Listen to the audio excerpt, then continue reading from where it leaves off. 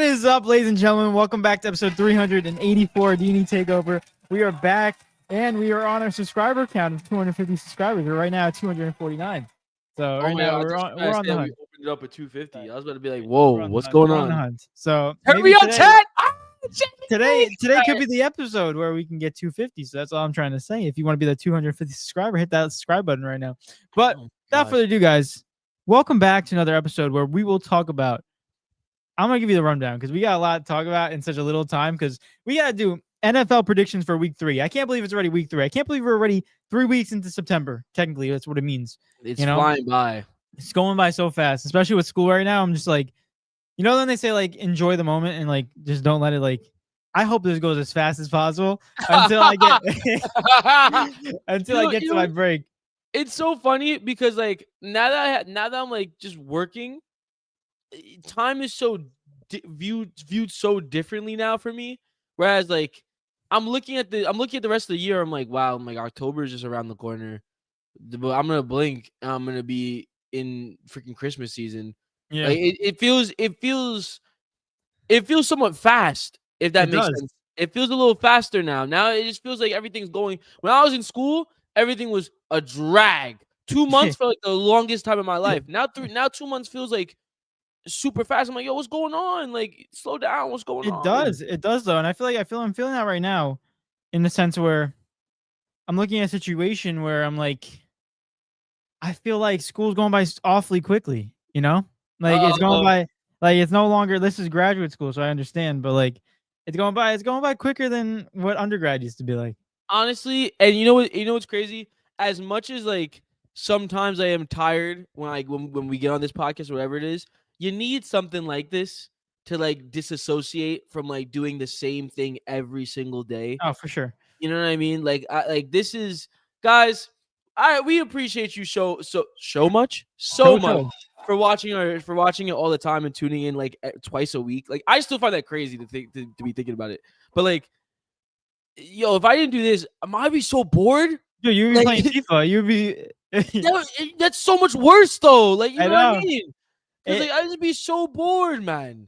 If I didn't do this, I would be studying right now my internal moments in kinesiology and moment arcs and that's all I gotta say. Internal moments, external moments. We're here and we're ready to give you guys the best podcast. I keep saying best. Yo, my Portuguese now. You're an Aggie, my Portuguese. Nuno Mendes. He scored today too. He scored today, Nuno Mendes. Scored a decent goal. The keeper, I was like, horror. I don't even know. Honestly, you got to cover near post, mate. It was horror, but at the same time, like the way he scored, I was like, yo, that was kind of nice. It was really nice. It was really nice. It was crazy because the keeper made like crazy saves in the beginning. The keeper, he did, but like the keeper didn't know what goal near post coverage was. Damn, went over his boot. I'd have been pissed. I'd have been like, are you for real? Let's go. But real quick, ladies and gentlemen, like we said, today's topics of the shows, the shows, we got multiple shows today. Today's topic of the show is NFL Week 3 predictions. Yes. Right now, me and Eric, we're doing pretty good with our predictions. Last week was our best week, I think, in terms of all soccer and NFL that we predicted on every single game, correct? So, like, right now, I think, what was your record? It was 16 games. 16. I missed 3. I missed 2. So I went 14-2. You went 13-3. That's a pretty damn good record right there. Yeah, what's it called? I missed the Colts game. I picked the Broncos to win. Missed the Jaguars game.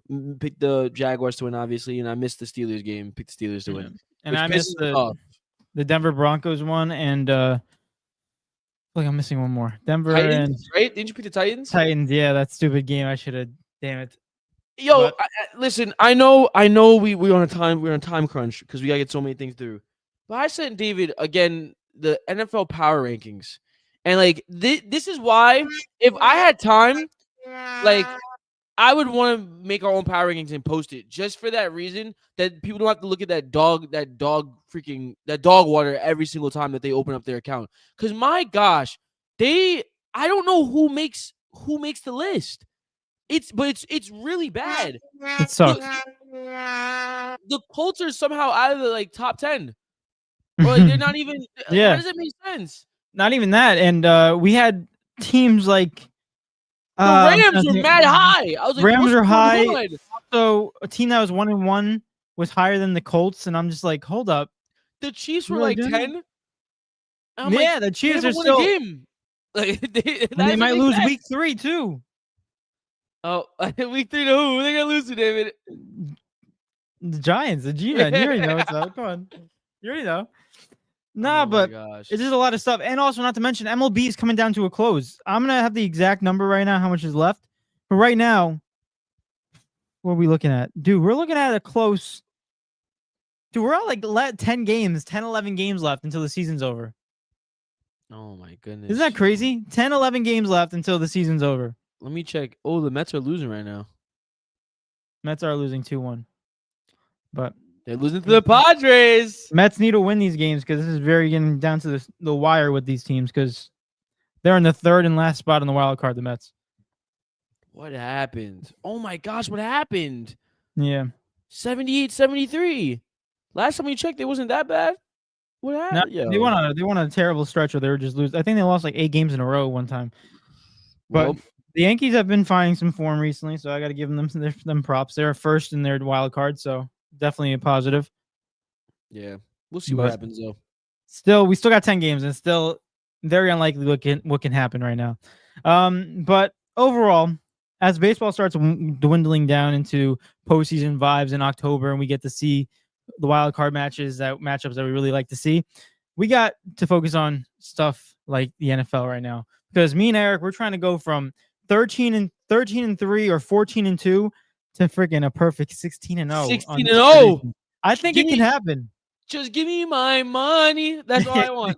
That's all I want, bro. That's all you want. That's all I want too. I was texting David on Sunday, screaming and calling him, talking about, I have a $2.64 cash out right now. Should I take it? I should have taken it though. I should have taken it. You should have. You would have had a profit. But it was hitting. Everything hit. We know ball. That's all I know. I know everything was going good, and it's just crazy.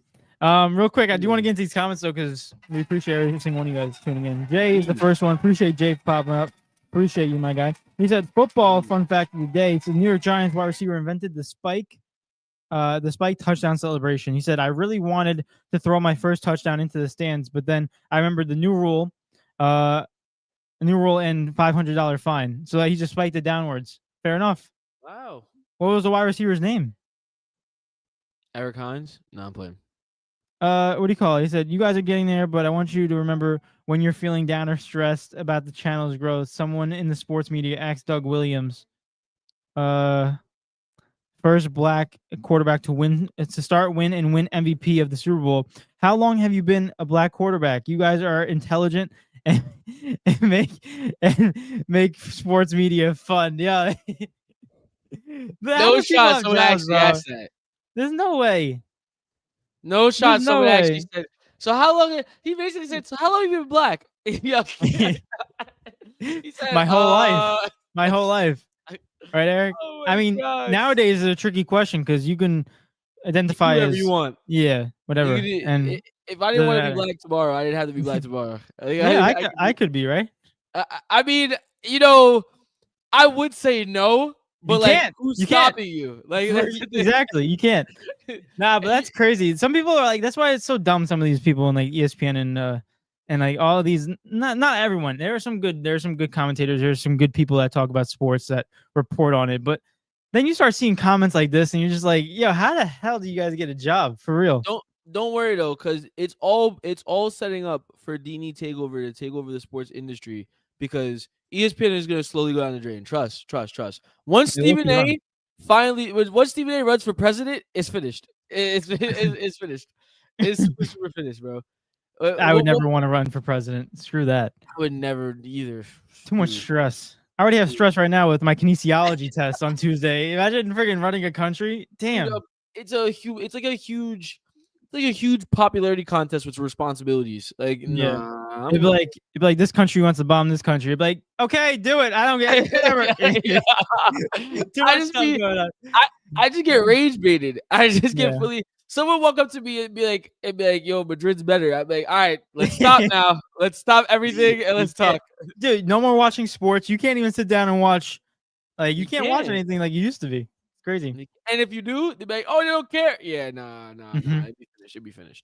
But real quick, Marcus is in the building. Shout out to Marcus, and also Jay. I appreciate you saying that. That means a lot. We'll keep on thank pushing you. through. And as long as you guys listen to us, we will keep on talking about our sports.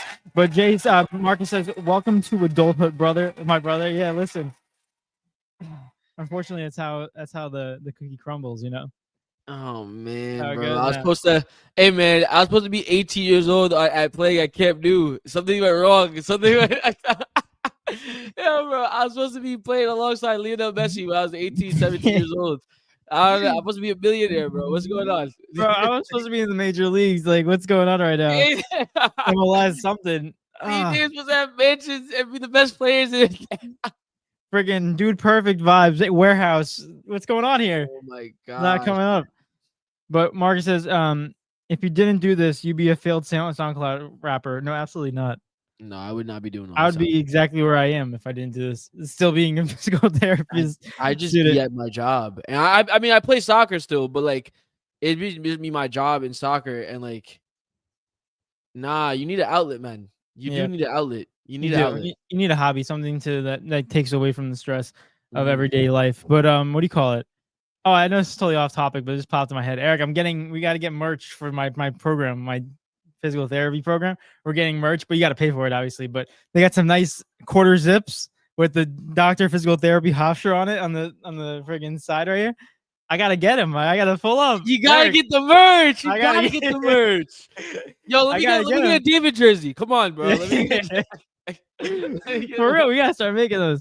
Let me get a David jersey, bro. I wear that.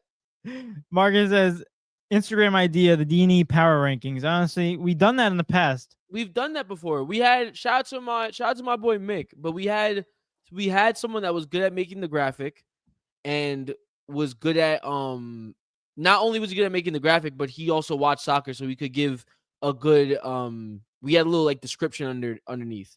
So if you scroll down on our Instagram, you'll find it. It was for soccer though. But it took it. You know how much time that really takes, brother. Like, it takes a serious amount of time. I already don't get sleep. I'm working on 5 hours of sleep per day. Dang it! That's disgusting. Yeah, bro. That's not good. If I did that, I always got to get my hours. You know that. I wonder what David without 8 hours of sleep is got to be like a zombie, bro. No, you got to be like a vampire or it's got to be a whole different person. It's a person that's very like not really focused. It's the person once the 2 hour mark leaves D&E Takeover. After the 2 hour mark, that's the day. That's the David that you get. Depends what setting I'm in. What do you call it? Jay said, "Let's go Giants." And then after the game, they bums bench Russell, fire everyone. Damn, that's already got graphic. After Russell Wilson threw for almost 400 something yards and had 3 touchdowns, I knew he threw the interception, but still. He had a good game. It was the best offense I've seen for that team in 3 years. Yeah. Crazy. But I do think they can put up some fight against the Giants and the Chiefs. I think the way the Chiefs are playing, they're 0-2. I think they might have a little bit more fire because of the fact that they're 0-2 and they're trying to get their first win and they have to win against easy games like this. But also the Giants came back from scoring 37 points against the Dallas team. And we know Dallas is Dallas, but still put 37 points against a team like that. And your offense looked like it was moving. So, like, overall, I can see I can see each side of the fence to say that. What can happen. I'll tell you right now, I know it's too early to do this, but if the Chiefs somehow lose to the Giants, it's on Sunday, right? Yeah. Sunday Night Football. If the Chiefs somehow find a way to lose to the Giants, I'm letting you know right now, I'm jumping the gun and telling you the Chiefs are finished. Like Eric, you never do that. You always have Patrick Mahomes. But nah, you can't. Nah, because then they're probably gonna be 0-4 afterwards, and it's gonna get even worse.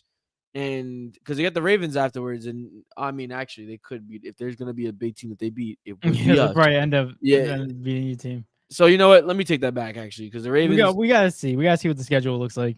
Yeah. Okay. And how many players stay healthy? That's the big thing. Jay said Yankees still got no bullpen though. Here's the thing about the Yankees. I understand their bullpen got a little bit better when they made the trades. Still, those guys haven't been up to the hype that you expected, except for the guy we got from the Pirates. I forgot his name. It's not popping up. David something. But Rodriguez. No, not David Rodriguez. Forgot his name. Basically the Yankees, they're in a weird situation because their offense is so overpowered that they can still, like we saw a game yesterday with the Twins. They scored 10 runs and they were winning at some point, I think 10-2, and then all of a sudden they barely won 10-9. So like that's how unpredictable the bullpen can be. But when everything is firing on all cylinders, even the offense, starting pitching stays consistent and doesn't allow a lot, and the offense does what it has to do. I'm very confident in the fact that the Yankees can pull it off. But that bullpen is definitely something scary. And when you go into the postseason, you need all hands on deck, and that relief pitching comes so clutch in the postseason because we've seen so many games where it comes down to the 9th inning, and then all of a sudden the closer blows another save. You know? Yeah, man. I'm here for the playoff action, the postseason MLB action. Haven't been too tapped in during the regular season. I just been looking at the records. I'm not gonna lie to you. All right, bro. We gotta just wait. We gotta wait until it happens. That's all I'm gonna say because it's gonna happen. And don't let the Yankees lose first round. Then I'll definitely not be tapped in after that, unless the Padres are doing well. But what do you call it? They should also make the postseason as well. The last day of baseball is on September 28th, so that is in 11 days. So 11 days, 11 games for some teams. Oh my gosh, man! Here we go. It's do or die.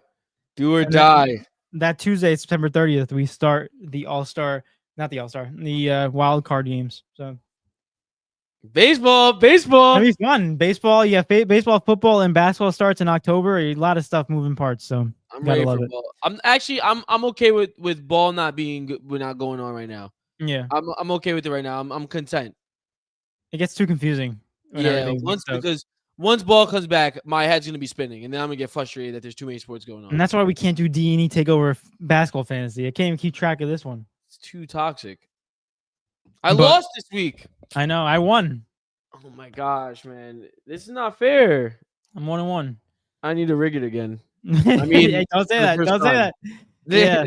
Yeah. Jay said Homer Jones was the player for the Giants to spike the first pass. I'll take your word for it. That sounds. Never heard of the guy, but sounds about right. Marcus says it's true. He said it was on the documentary of the 1987 Redskins. Really? That's crazy. The reporter said that. He said Doug Williams' face is hilarious too.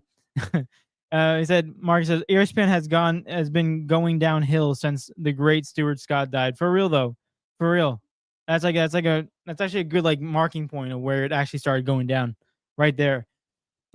Jay said life hits hard. Yeah, Jay, you gotta encourage us. You gotta encourage us. If we don't want to be going into it's like walking down the street and the only option you have is straight, but you see like a whole bunch of like sketchy stuff over there, and you're like, do I gotta go that way? And you're like, yeah, you gotta go past that. I like the sketchy stuff. For example, today I was walking in a Penn and some homeless person like screamed at me. Yeah, but maybe he was just trying to express himself. I was just standing still. And he just walked past me. He was like, he actually said something, but I can't say it on He's like, podcast. Oh, is it a curse word? It's not okay. It's not okay. It's not it's not okay to say. I don't think he was saying it at me, but he was looking like he said it and then he looked at me afterwards. Like he said it in a different direction and he looked at me with an angry face. And I was like, I didn't even do nothing. Damn, I can't believe homeless people get away with anything. Because no one wants to deal with them. Which is so sad. But at the same time, like they can say the most craziest racial stuff ever, and no one is gonna say anything. No one would care. No one would care because no one wants to deal with them. And dude, there's a guy that sits near the escalator every single day. I go to my train, and bro is just yapping and just saying like all these different things, and it's like kind of crazy. He's just commenting on everyone walking by, and he's saying whatever he wants, but no one's gonna stop and be like, "Hey, don't say that." Why? Yeah. But if it was me. And I was just standing normally. I was just commenting on what everyone says. Someone's gonna walk up to me and punch me in the face. Yeah, it's all right. Let's move on. Mario says Hofstra, the home of the greatest white wide receiver Wayne Sherbet. Look at that. Look at that. David, never heard of that. Is? David, you gotta know who that is, man. The only place I go is my building and the basketball court. That's it. That's it. The only places I know. We gotta get him on the podcast, Wayne, if he's still alive. Shout out to Wayne. Yeah. I don't know. I never heard of him. Marcus says, he said, guys, the Giants like that guy who gave you a silver of hope because you help her with homework, so you think you have a chance, but in reality, all those feelings you have for her are just gonna get you hurt. You mean like just false hope, pretty much? That's what you're trying to break it down as? I Yeah. agree. Jay said, y'all still young and not and got good heads on your shoulders. My advice: have hobbies, find something you love to do, and be happy. Take the good with the bad and grow off mistakes. Y'all got it though. Appreciate that. That's great. That's Jay, quote of the thanks, week right bro. there, Jay. That's quote of the week right there. Great advice. That's like the week. that's like the Kai Cenat. Remember when he has the music in the background? What we did for the 12 Don't days make of me pull it Christmas? up. No, don't do it. Don't do it. Don't do it. No. Oh my gosh. Yo, when we was doing that, that was so geeks. It was Oh my hype. gosh. That But was Jay, I so appreciate funny. that. I appreciate that, Jay. Marcus says he's a Jets wide receiver. David, really? you definitely should know. David, it's your school and it's your team. Now you have to know who this is. It was only my school recently. It Oh. wasn't like that. Hold up. Now I gotta look him up. Yeah. See, now you gotta know your history, David. You gotta know history. Now, what was that? How's that gonna help me in school? You go up to your teacher, and then your teacher's like, "Oh, easy A, bro," because you know all the sports. He's 52 years old. Oh, now you gotta reach out to him. Probably lives Yeah. in probably lives in New York. He was born in New Jersey. In New York. Wait. Oh, damn! He played 11 years with the Jets. What the heck? Yeah. Wait. He had one 1,000-yard season in 1998. Sorry. Wow, he wasn't even a thought. He retired in 2005. Dang. We was about little jits. We was little babies, bro. Yeah, we weren't paying attention to the Jets at that time. David, you gotta get him on the pod now. You gotta get him on the pod now. Shout out to Marcus for that suggestion. Yeah, he said Jay's on Ungstad is. And he said, "Well, I am old." No, you're not, Jay. No, you're not.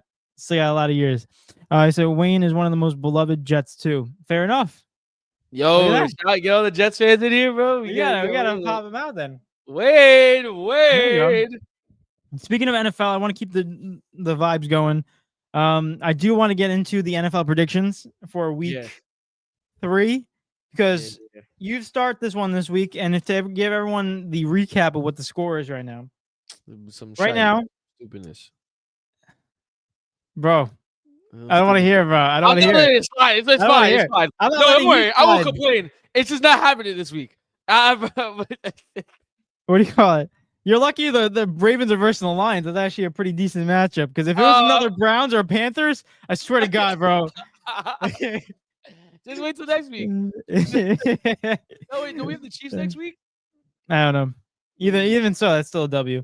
But for anyone to know, for a prediction in the NFL, I am leading in the NFL 7 points to 6 of Eric's 6 points. So now we move on into the next week, which is in fact week 3 coming up. Starting off with tomorrow's game with the Miami Dolphins and Buffalo Bills. So are we doing our predictions like the 2 games first, and then we're doing the slate, or are we doing the full slate first and then the predictions? I say we do our predictions, then we go into the slate. Just get the predictions out of the way. Is that the right word to use? Slate? Yeah, slate means a slate of games, the list of games, you know. This guy Perdone, bro. Sorry. Wait, let me tell him to come to the pod. All right, but let's I go first, right? You go first.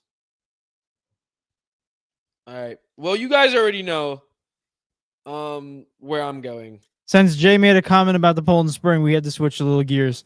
We're drinking out of the glass water bottle right now, and it's a Luso brand. Not. It's a Luso, so it's Portuguese. So we gotta drink out of it. David, I gotta try that. Eric, it's nothing different.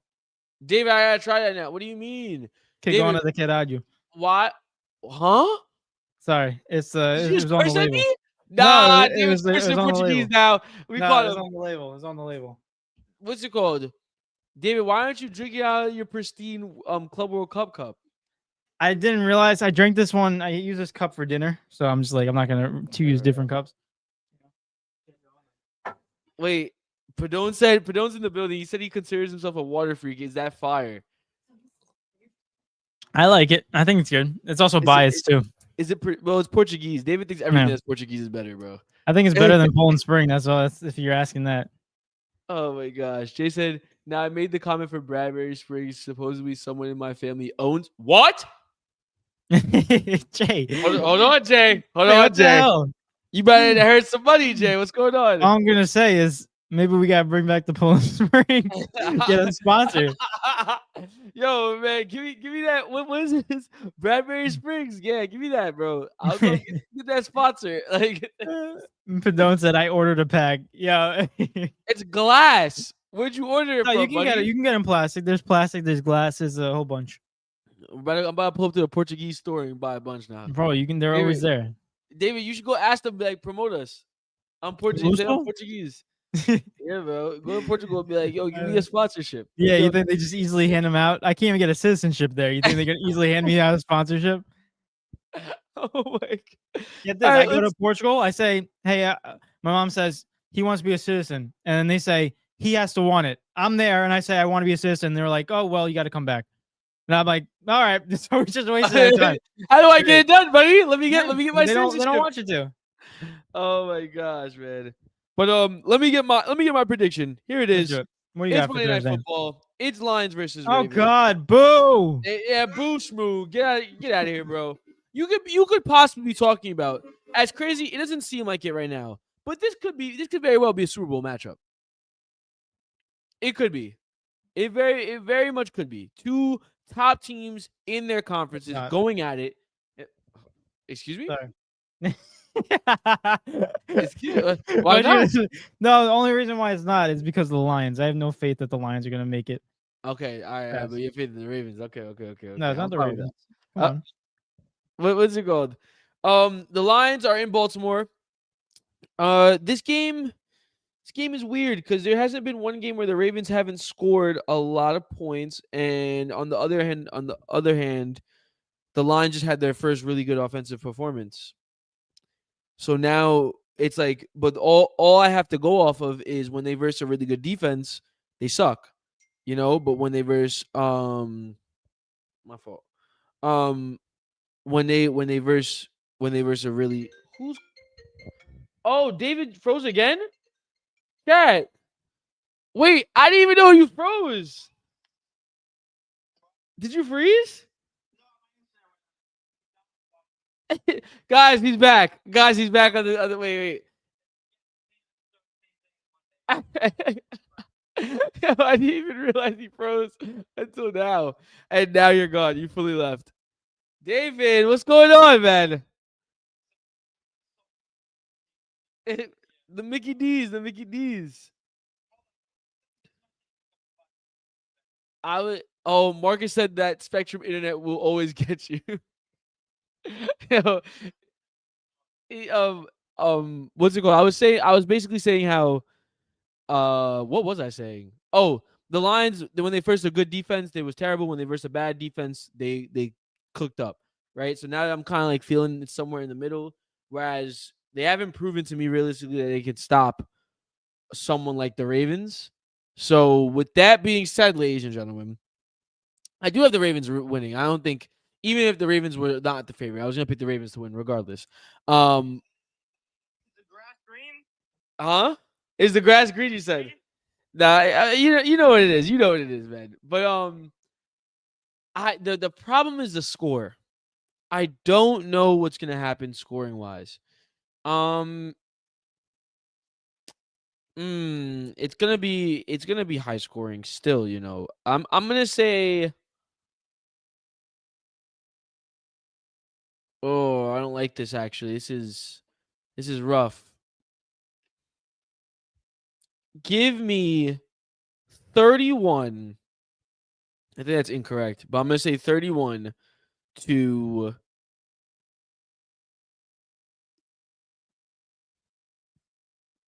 No, it's not going to be 31 to 24 Ravens. 31-24. Wow, keep it a close game. Yeah, cuz the Ravens are going to make it a close game. Uh-oh, did he freeze again? Guys, he froze on my end. Oh, he's back. Is he back? Oh, Chad, this is the ultimate technical difficulties, bro. It's never been anything like this. Hold on, Marcus said, I always wanted to get the dual citizenship to a country with a bunch of small dudes playing on the national team, try out as a 6'4" player, and just say I played versus the dream team. Oh my god. Oh my gosh, you could just do that realistically. You have to uproot your entire life, but you could just realistically do that. Oh, he's here. He's back. Is he back? Hello? Hello? Sorry, guys. There he is. Yeah, good. I had the potato freaking McDonald's Wi-Fi for some reason. Dude, this has been giving me so much trouble the last 2 weeks. I think I'm going out again. No, you're not. Am I? No. My TV is saying it's not connecting, so I don't know what's going on. Oh, it's the whole house. The whole house, the whole Wi-Fi gets friggin' interrupted. No, we're good. We're back up. It's so frustrating because we switched to like Optum Fios, whatever the freaking thing, the stuff, and it was the highest end. And now all of a sudden, freaking the last 2 weeks, we've been getting in and out friggin' Wi-Fi. It's so frustrating. It's funny you say that because when I upgraded my Optimum Wi-Fi, it actively got worse. They do that on purpose. It's like updating your phone on Apple. They make it worse. I didn't know you could make Wi-Fi bad, bro. That's insane. The squirrels are just biting on my wires. they're just gnawing on it, thinking it's a snack. Oh my gosh, man! What Pado just say? Said, nah, wait. David on the right is throwing me off. He was the left to start the episode. Now he's on the right. Yeah, that's what happens when the freaking Wi-Fi takes you out. that all equilibrium is off. Oh, you got Fios, fancy. Not really. I'd rather just have the old one. Whatever the hell that is. But I'm going to go Ravens 31, Lions 24 because the Ravens are going to make it a good game and because they just like to do that. And on top of it, the Lions are going to be somewhere in the middle pack of finding their offense. So, but they're not going to beat us though. As far as stats go, hold on, let me pull up the FanDuel thing real quick so we can get it more accurate. Oh my gosh, here we go. If it's up. FanDuel. Marcus says now it's E&D Takeover. No, we did no, don't do that. We're not the Ed Takeover, bro. I'm not jacking that at all. Also, you guys, I could just do this. Ready? Ta-da! Like, bro, it's not that big, yo. It's not that deep. What are we up to? Oh, I gotta pull it up, right? Let me pull it up. Yeah, I know who I'm picking. Who you got? Based on the stats of the last 2 games that they've played, give me. And I know he had a bad game last game, so I'm gonna pick him this game, so it's even like. Oh, it's not even popping up, so you can give me any line. Let me see how we feel about this. Derrick Henry 70 yards or more, and a touchdown. Derrick Henry 70 yards or more and a touchdown for Derrick Henry. How about that, Derrick Henry. Who's he going up against? He's going up against that rush. That based on the stats of the last 2 games of the Lions, that their run defense is terrible, or not terrible, but the running back gets a touchdown every single game and at least gets 60+ yards. So I went 70. And Derrick Henry had a terrible game against the Browns last game. They allow 106 yards per game rushing in these 2 games. Middle of the pack. I'll take you at yeah, why not? Let's keep it. Yeah, buddy. Let's go. This is the guy you gotta negotiate. Henry didn't have a touchdown last game, which is very shocking, but he probably will in this game. I think 70 would have been too easy, so I said 70 and a tutty. Right? I feel like the tutty is easier than the freaking 70 yards for him. Very true. Yeah. And on the other side of things, let's go Lions. See, I don't know who to pick. That's the one thing because I haven't been. They dropped 52 last game. Holy crap! Chicago Bears. Jared had 5 touchdowns. Amon-Ra had 115 yards, 3 touchdowns, and he was on my team, and I still lost. Yeah, he had like 39 points. Marcus is saying, honestly, expecting a big game from Amon-Ra, and then I can see Lamar Jackson breaking off a few big runs off of scrambles. Yeah. Either way, it's gonna be a great game. I think it's gonna be a high scoring game. Ravens most likely will just run the football consistently based off what the stats are saying. That run defense is not looking too hot for them, or it looks like a weakness at least. As far as the Lions, if they're smart, the Ravens secondary looks like an issue, or that looks like where our weakness is, based off the first 2 weeks. And if that's the case, it looks better obviously against the Browns, but it's the freaking Browns, you know what I mean? And you had who's his freaking name throwing the ball to them. Who's his freaking name? Joe Flacco. Sorry, Joe Flacco. My goat. My Ravens goat. But what's it called? Not my goat. I'm just joking around. But I'm gonna go Amon-Ra rather than going Jared Goff. Because I do think, based on what I saw Keon Coleman do to us, there's no way Amon-Ra doesn't do us up bad. So I'm going to say, this is a risky one. Just give me 100+ receiving yards.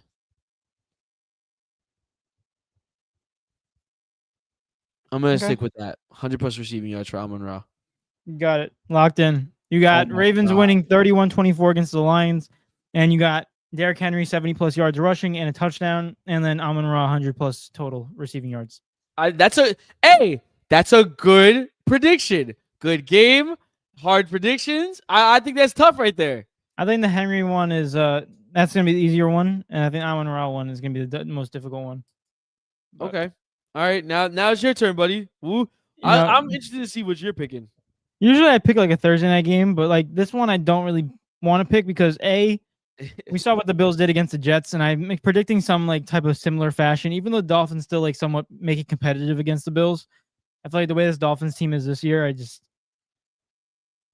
don't see them making it competitive. So I think it might be another situation where the Bills Josh Allen gets like under 200 passing yards because he's just like out of the game by the fourth quarter. Yeah. But let's see what happens. I'm not predicting that one though. Let's move to the thing. Ooh, you got that Sunday night football game that I've been looking at, the Giants and the Chiefs. I gotta be honest with you. These games are close this week. These games, it's gonna be hard to predict like 16 out of 16. I think it's easier than last week. You do? Yeah. I'm looking at some of these games and I'm like, I don't know. Go on though. Pick your game. I don't know, dude. This is tough. I think I'm just gonna go Giants Chiefs. Giants Chiefs. Yeah, it's the only one that's really. You know what? I said I wasn't gonna be nice, but like I think that's fair. I get to pick my team every single week. You gotta pick one of your teams. Yeah, but like I feel like out of all the games, I feel like this is like for me, it's the most interesting one. Okay. I'm just interested in what I'm surprised you're saying that. Actually, there are some good games. I'm gonna go with. After the week, I want to go with this team. I have to back my team. I'm going Giants get the victory. They come off of that revamp. I don't have a lot of faith in the Chiefs. And last time the Chiefs were in the Meadowlands, they versed the Jets and they barely got the victory. So, Giants win. Yeah. Wow. Giants win their first home game. If I'm not wrong, I think this is who they first week won. Yes, their first home game. Their first game against the Commanders was away. Right? Yeah, away. So it's his first home game. I think they're going to show out, especially what they gave the fans last week against Dallas. Chiefs defense they're not terrible, but they're nothing. They're better than the Cowboys, say that. But they're not better than the Commanders. So I'm expecting something in the middle of that. So I'm going to go Giants win 24-21 Chiefs. So a field goal. Yeah.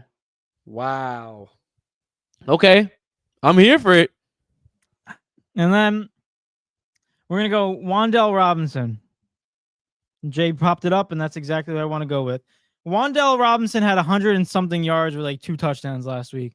But I feel like they're going to overly inflate his line because his first game he didn't really do anything. And that second game he bounced off. I'm going to go Wan'Dale Robinson. Is this too low? 60+ receiving yards? Yes. Really? After what he did last week, yes. Really? What about the first game?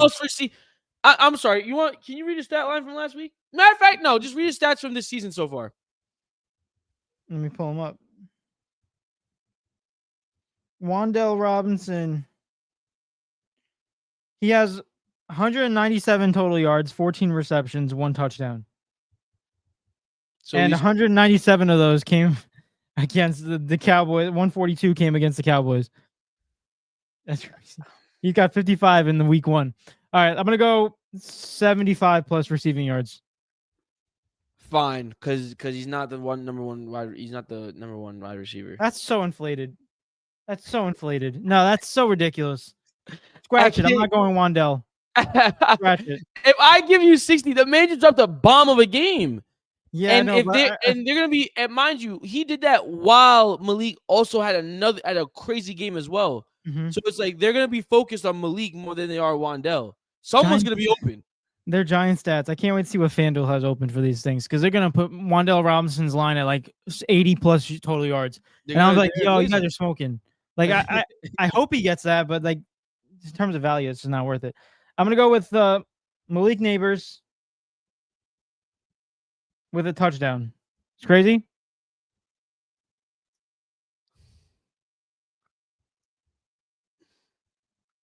Chat, should I allow this? Chat, they versus the Cowboys defense. That's like saying the best wide receiver scores a touchdown. Week 1, he scored 0 touchdowns. Week 2, he scored 2. They're overly inflating these lines. I'm telling you. So he's averaging a touchdown a game then. Well, yeah, but one of them came against one of the worst defenses, and the other one came against a pretty good defense. No, you just said that you didn't score in week 1. I know. I'm saying both of them came against a really good, a really bad defense, and the other one came against a defense that's pretty good, really good. Next week he's versing a pretty mid defense. Yeah, they're still 15. All right, fine. I'll do. I don't know if you're gonna do a touchdown. Give me yards with it.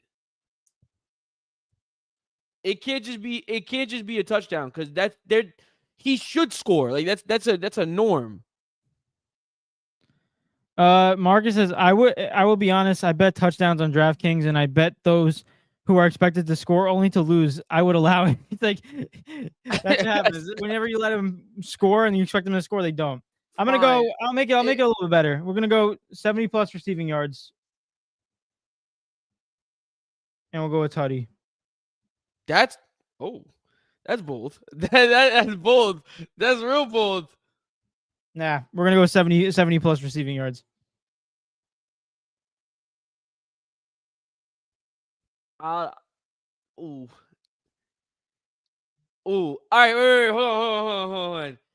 Out of those 3, which one's the most realistic yet hard? Probably the 70. Yeah, no, the 70 you probably will get. The touchdown's probably harder. All right, do what you want between Malik Neighbors. Pick one of those 2. I'll give you that one. Just not the Wan'Dale one. 75 receiving yards. 75 plus receiving yards. Yeah, I'll go there. And then we're gonna go with the Chiefs. I'm gonna go Giants pass rush, dude. Pick Pacheco. I don't even know who to pick on that team. This is a terrible game. I'm gonna lose points on this one. Yeah, buddy, come on, pick someone. Well, I shouldn't be giving you advice, but when I don't know who to pick, I pick someone to go under. Like, yeah, but negative. Granted, if I go under, I'm guaranteed something bad's gonna happen.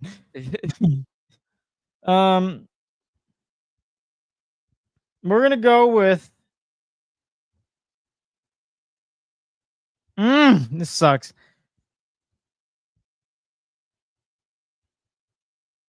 All right, I'm gonna go with. I made my decision. I'm waiting, bud.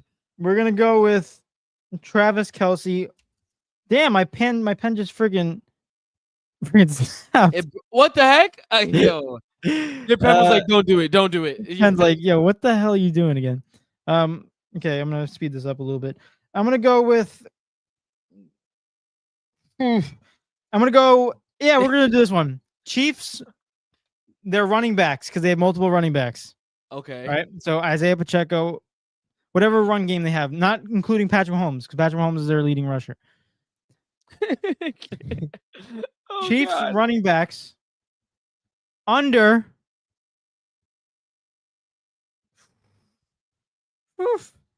We're gonna go under 65 yards. I kind of have to give you that one.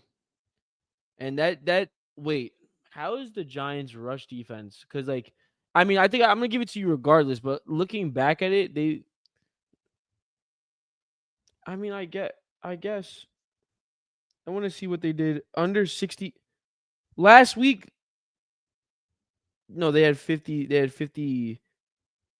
Yeah, no, that's tough. That's tough. That's a. I'll give you that one. That one's rough. In total, under 60 yards. Isaiah Pacheco and Kareem Hunt, those 2 running backs. Those 2 running backs alone end up with under 60 yards combined. 65 yards. Do you know how trash they have to be? Yeah, but Patrick Holmes might be scrambling a lot Oh because he's my gonna have to run God. away from this Giants team. Crazy. There you go. I gotta speed this up. I'm sorry about the long wait, everybody. But No, it's fine. It's fine. It's Marcus what we're says here for. honestly, I can see him getting 110 with the touchdown the way Russell's slinging the ball, but he can be careless too. Jay said, yeah, but Russell is just as inconsistent as a diabetic testing blood sugar on 2 different meters. Yeah. He said, Crazy.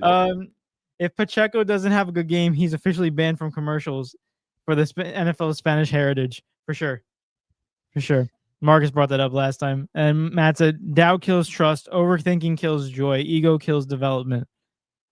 Damn. Yo, Padone, come say that on Monday next week. Say that so then we could give you the quote of the week because we already gave the quote of the week away. So it's like that was fire. Next week, say the exact same thing. We'll be like, oh, quote of the week, quote of the week. You know what I'm saying? Oh my gosh, Eric, you're up. All right. So while David was discussing what he wanted to do with David was discussing, not disgusting. bro. What the hell? I was looking at a couple games. There's a couple games that catch my eye, and they're all decent ones. But I'm trying to pick the one that's probably going to be the most entertaining to watch with the most stars and everything like that. This one's actually different because Jaden Daniels is out. Is he out? I thought he was for like 2 weeks or something like that. No. No? Is he playing? He's questionable. I thought he sprained his knee. Did he not sprain his knee? It says knee, but he said won't practice earlier than Friday, so he's questionable to play. I'm going to stay away from it. Mm-hmm. I'm going to stay away from it because of that. You don't want to do none of that nonsense. But the game that I do want to get into, sorry for the notifications popping up in the background. I can't control. I should put my AirPods, but Bears Cowboys. No, goodness gracious, no. That's a no defense game. This is a little bit of a risky game right here, in my opinion. But give me the Broncos and Chargers. Oh, I like that one. That's a good game.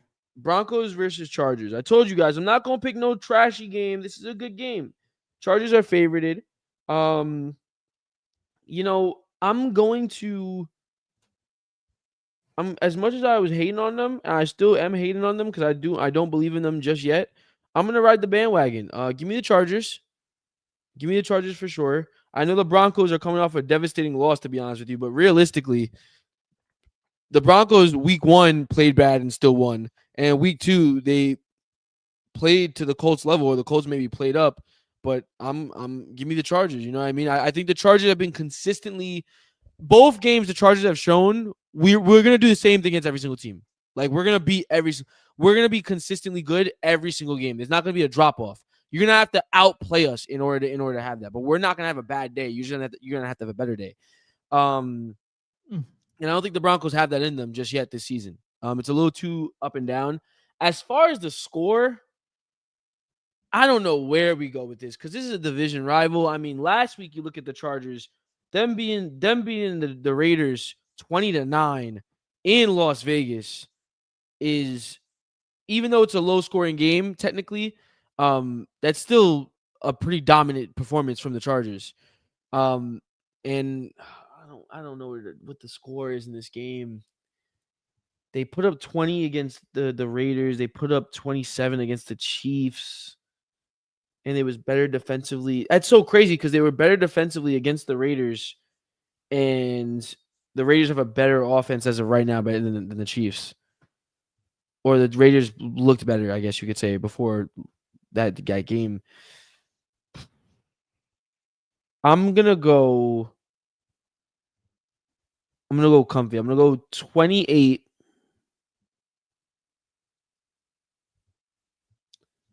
to like 14. I'm gonna go like just touchdowns, no extra points, nothing. Is there gonna be extra points? Nah, I'm gonna say there's no extra points, just straight touchdowns and not extra points. Sorry, field goals, not extra points. Yeah, there will be extra points. I'm talking about field goals. Sorry. So you got the Chargers winning 28-14. Mm-hmm. Damn. Okay. It's in LA as well. Yeah. I just think they're gonna be better. I mean, it could be a stretch saying 2 touchdown game. You know what I mean? That's a little much, but I do think they're probably gonna get out. What I'm predicting is like they'll probably get out to a good start and then they'll pull away pretty. By halftime, they'll have the game kind of in a chokehold, and then the Broncos will probably score maybe one touchdown in the third, one touchdown in the fourth, and that'd be it. Okay. All right. Yeah. Now, who do you got in your players? Oh my gosh, I didn't even think about this. Chat. What do I do? Give me. I mean, I gotta go with the man of the hour, freaking Justin Herbert. Surely. Let me get Justin Herbert over here. Add all those touchdowns. Justin Herbert. Give me Justin. Let me see his Chiefs game really quick. Hold on, I just want to look at the stats really quick, chat. Okay. I'm gonna go over 270 yards in total. Okay, and because I think that's a little. I think he will get that, and I think it's fair if I'm doing 270 yards in total, at least one touchdown. Is that fair? At least one touchdown, like throwing or running? I'll go throwing. I'll make it even more specific. But is that fair? Yeah, that's really fair.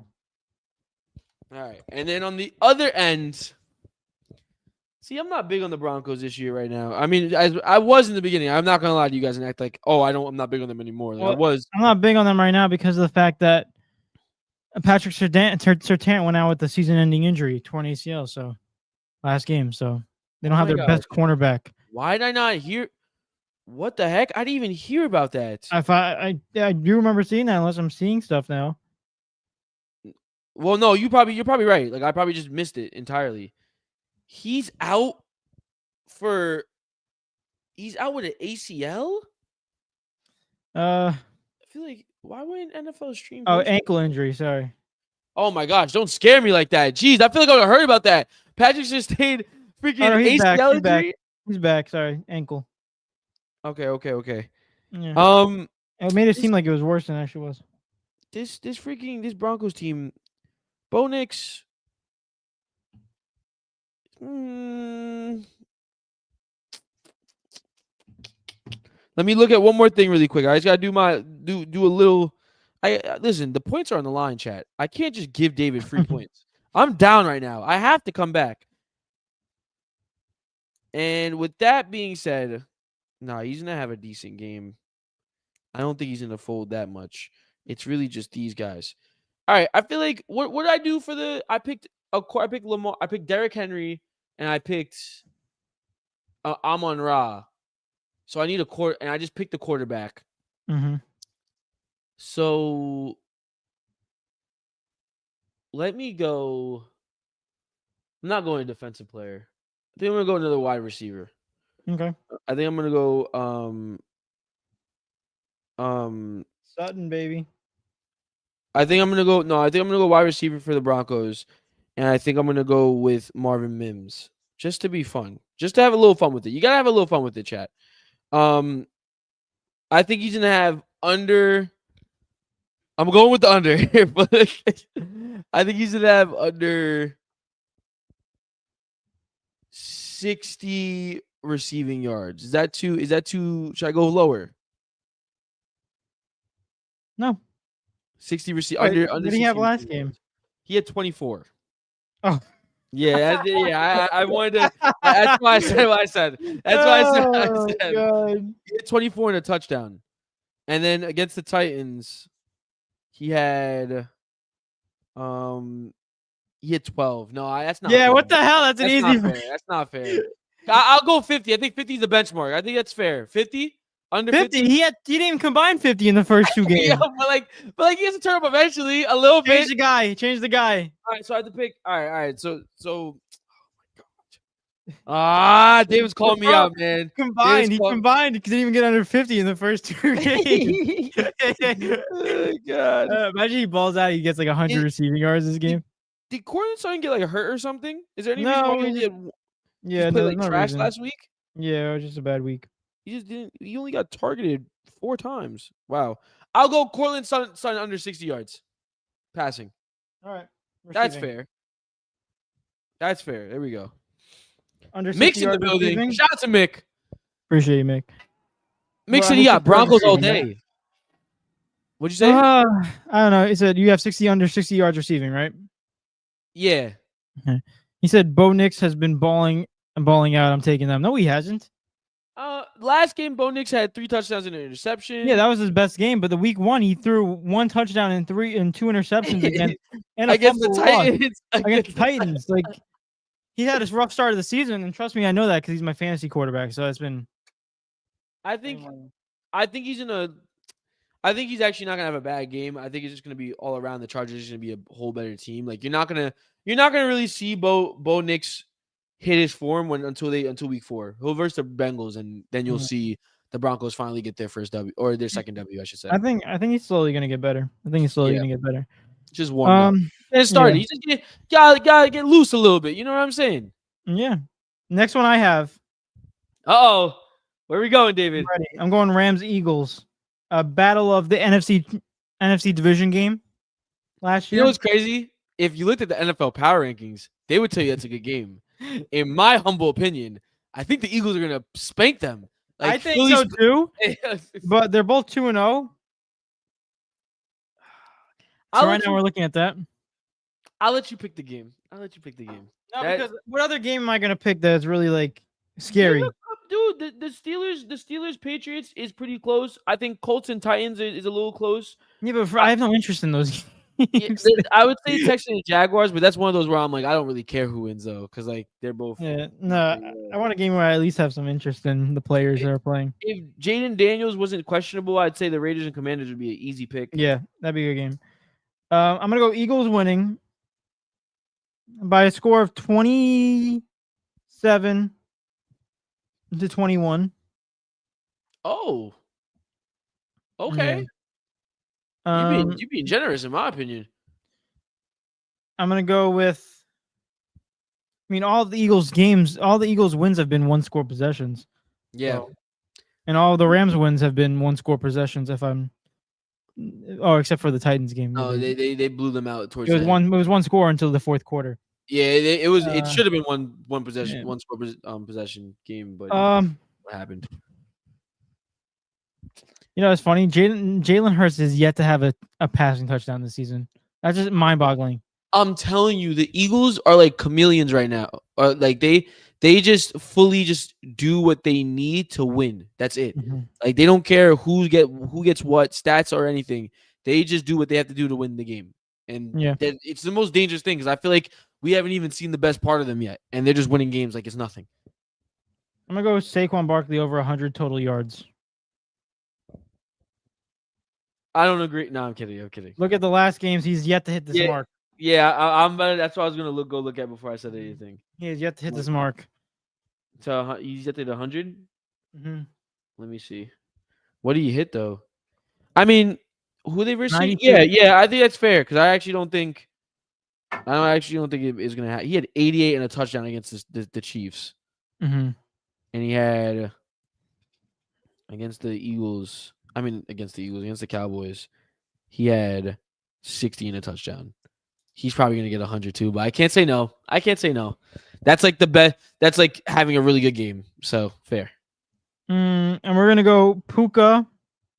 We're going to go 5+ receptions and 70+ total yards. I give that to you too. Puka, 5+ receptions, 70+ yards. There we go. Let me see. He had 8 receptions, 91 last week. And then against not the freaking Cowboys. What the heck? Against the Texans, he had, what do you have against the Texans? 10 receptions, 130.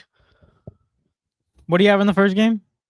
10 receptions and 130 yards. The first game? The first game. What about the second one? He had 8 receptions and 91 yards. Hold on now. Wait a minute. You might have to get that white out. Hold on. No, I'm changing that. You said 5 and plus 70. That's almost like that feels guaranteed. 580. I'm just saying it because he's going against the Eagles defense. Yeah, that's the only reason why I'm like that. Yeah, I'll give it to you because it's the Eagles. The Eagles are expected. Let's get that on record right now. The only reason I'm giving that to you is because the Eagles defense should be able to give him the best pass game. The biggest challenge he's had so far this season. So and also Matthew Stafford is probably gonna be on the ground more than he's actually gonna be up throwing the ball. Most likely. Hey, their O-line's not bad. I mean, they have to protect him because he can't really run for real. She got a bad vertebrae, so Yeah, gotta watch out for that one. But there you go. Our predictions going into week 3. I'm not really feeling good about this one, but we'll see what happens. Yeah, that's what I like to hear. Let's see what happens. You're up 1, right? I'm up 1. 7-6 right now. But real quick, I want to get into these comments. Marcus says, honestly, I think Bo has shown he can lead the Broncos to a win. I can see him leading them into LA for a win. Marcus sees Bo going. I like that because he's my fantasy quarterback. I think, you know what's crazy? I don't think everyone realizes right now. I'm not saying it's going to last. I don't think everyone realizes how good the Chargers actually are. Like, they look different this year, in my opinion. But go ahead. And then Jay said, Texans versus Jaguars is like watching two monkeys. Yo, of football. I feel bad for anyone who sits down and watches that game. Yeah, it's going to be painful. That's a painful game. That's a painful game. Could have used like raccoons fighting over garbage. It would have been good analogy too. Yo, Jay, that's hilarious. All right, Eric. Gosh. You ready for the week 3 parlay builder? I'm more than ready. I was born ready. Last week was very promising. We came up short, but this time we're gonna get our W's, bro. Here we go. I like that. All right. Do you want me to go through it, or are you going through it? You listen to the names of the teams. I'll list the names. We'll go through them. Ready? Thursday night football. Dolphins versus Bills. What do we got? Give me the Bills. Easy. I got the Bills too. Mine is 850. That's ridiculous. That's such bad value. I do think the Dolphins have a chance of making this competitive just because how potent that offense can be when fully 100%. Because last week they did score 20-something points against the Patriots. But then again, the Bills are the best team. I expect them to win, guaranteed. But it doesn't. This is one of those games where, like, for me, if I'm Miami, yeah, you go into every game. You want to win every game. Don't get me wrong. But I'm going into the game like, yo, we're just looking to improve from last week. Because to beat the Bills right now, y'all are not going to do that. They're not going to do it. Yeah. And if they do, they just hate. They don't want to see me win. So, like, that's just realistically it. And honestly, for the Miami Dolphins season, they desperately need a win. Because if they're going to start 0-3, I told you this already, and I'm very confident in this. Tyreek Hill is not going to stay in for much longer. They're going to start 0-3. Who's their next? There's the next game too. What's the next game? Isn't it harder? Well, not harder, but it's also another hard game, right? I think it is. Let me find out. They verse the Jets. No, they verse the Jets next. No, that's actually their best game. That's the one that's the deciding factor. That's the must win. Yeah, if they lose against the Jets, especially with Tyrod Taylor at quarterback. Well, potentially. Okay, yeah, potentially. So we got Buffalo winning that. I think it's obvious. I didn't think Buffalo has to be their best, and I think they can still get this W. Next one is Green Bay Packers in Cleveland. What we got in this one? Yeah, give me the Packers. Come on. Give me the Packers. Packers defense has been really good, and they've been finding their form. Look at the best team in the NFL. Yeah. NFC, for sure. Next one, New York Jets at Tampa Bay. I'm sorry, New York. With no Justin Fields, I don't think it's going to work out. Although Tyrod Taylor, I think, is a good backup. I think he can put up some good offensive numbers, but Baker Mayfield has shown me too much. And dude, we're talking about the Bucs starting off 3-0. That's not saying that the Bucs are. No one was talking about the Bucs as if they're not going to win the division, but 3-0 Bucs. That's strong for a football. That's strong. It's really strong stuff for them. It's really good. Marcus says this man's going to win a parlay and come on the show with that fur coat and Pimp Cup. Yeah, you already know it. No, he's out. Marcus says Bosa's gonna give Tua mush brain. My guy's gonna have to go back to pre-K just from all the hits he has taken in his career. For real though, CT is gonna get worse. Marcus says, "Give me the Browns for big bucks." Nah, you're bugging. You're bugging. Tyrod Taylor comes in. Russell comes in. Wilson 110 receiving yards, 2 touchdown. Jets win. That would be crazy. Yeah, man. I don't see that happening. Next one, Houston Texans at Jacksonville. Hold on, let me scroll down because it's different. You said Houston at Jacksonville? Yeah. This is the game where it's like, oh my gosh, like you don't know what to do here. Yeah. I'm gonna pick. I love the fact that the Texans are plus 105 because I'm picking the Texans. I'm picking the Texans too, even though they're away. Like this is the game they do win because they haven't won a game yet. They need a win. That's it. They need a win. And the Jags aren't. Don't sleep. The Jags aren't good. They just have 2 wins right now, or they lost last week. Actually, they're 1-1. They lost. Yeah, they're 1-1. Yeah, the Jags aren't good. Don't sleep. And what did their first win go up against? What was it? The Panthers, right? Yeah. So It was a horrible game too. yeah, I got Texans. I think they need it more, and I think for deciding what their future is for to win that division, definitely they need to get that W because the Colts look like they're gonna keep on going into it. They look like they're ready. Mark says the NFL needs to flex this game into the depths of hell. Whoa, as the head official, yo, what the hell? Oh my So much hate on the Jaguars and Texans. So much hate. Like what the heck? That's a lot of hate. Next one, Rams at Eagles. I think we pretty much covered this one in the predictions. I'm going Eagles. I'll go Eagles as well. I think it will be closer than we expect, but I do think the Eagles pull it out. Eagles are minus 185. So that's good value. That's good value. Next one, Falcons at Panthers. Ugh. Give me the Falcons. They both haven't won a game yet, have they? No, Falcons won last week. Falcons won last week, yeah. They beat the Vikings. I like. Give me Michael Penix Jr. and Bijan Robinson to lead the way. That's all I need. Bryce Young, I think, is not going to have enough to get it done. Opening week, the Panthers lost to the Jaguars, and they lost last week to who? Ooh, the Cardinals. Yeah, it's finished for them, you know. Yeah, give me.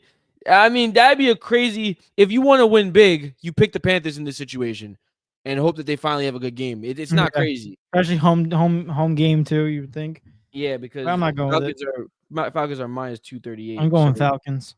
I'm also agreeing with you on that one. Next one, Colts and Titans. I kind of like this game. I think they're giving the Titans a little bit too much value in this one because the Colts are minus 210 for me, and the Colts have been. I think Vegas is they're kind of wishing on the downfall of the Colts. They're not really certain about them, rightfully so. I'm at minus 198 for the Colts. Damn, I'm at minus 210.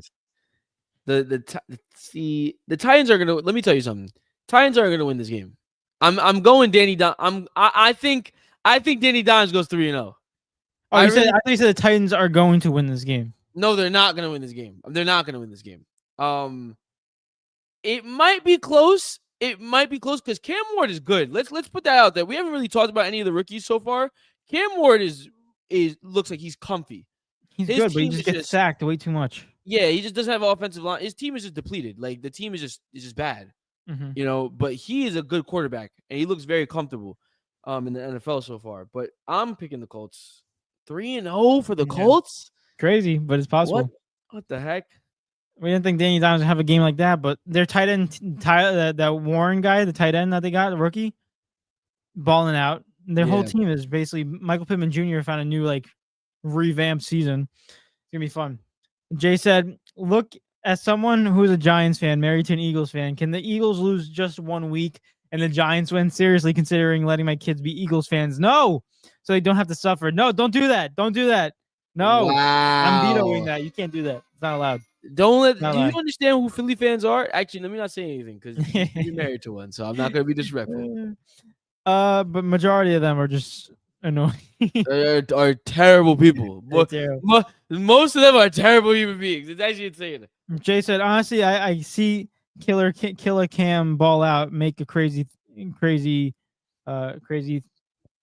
means no. Yeah, I think he means no. Oh. I don't know. I mean, I definitely think this is. I thought they were going to win last week, and that was against a worser team. So, right? Were they versus the Rams?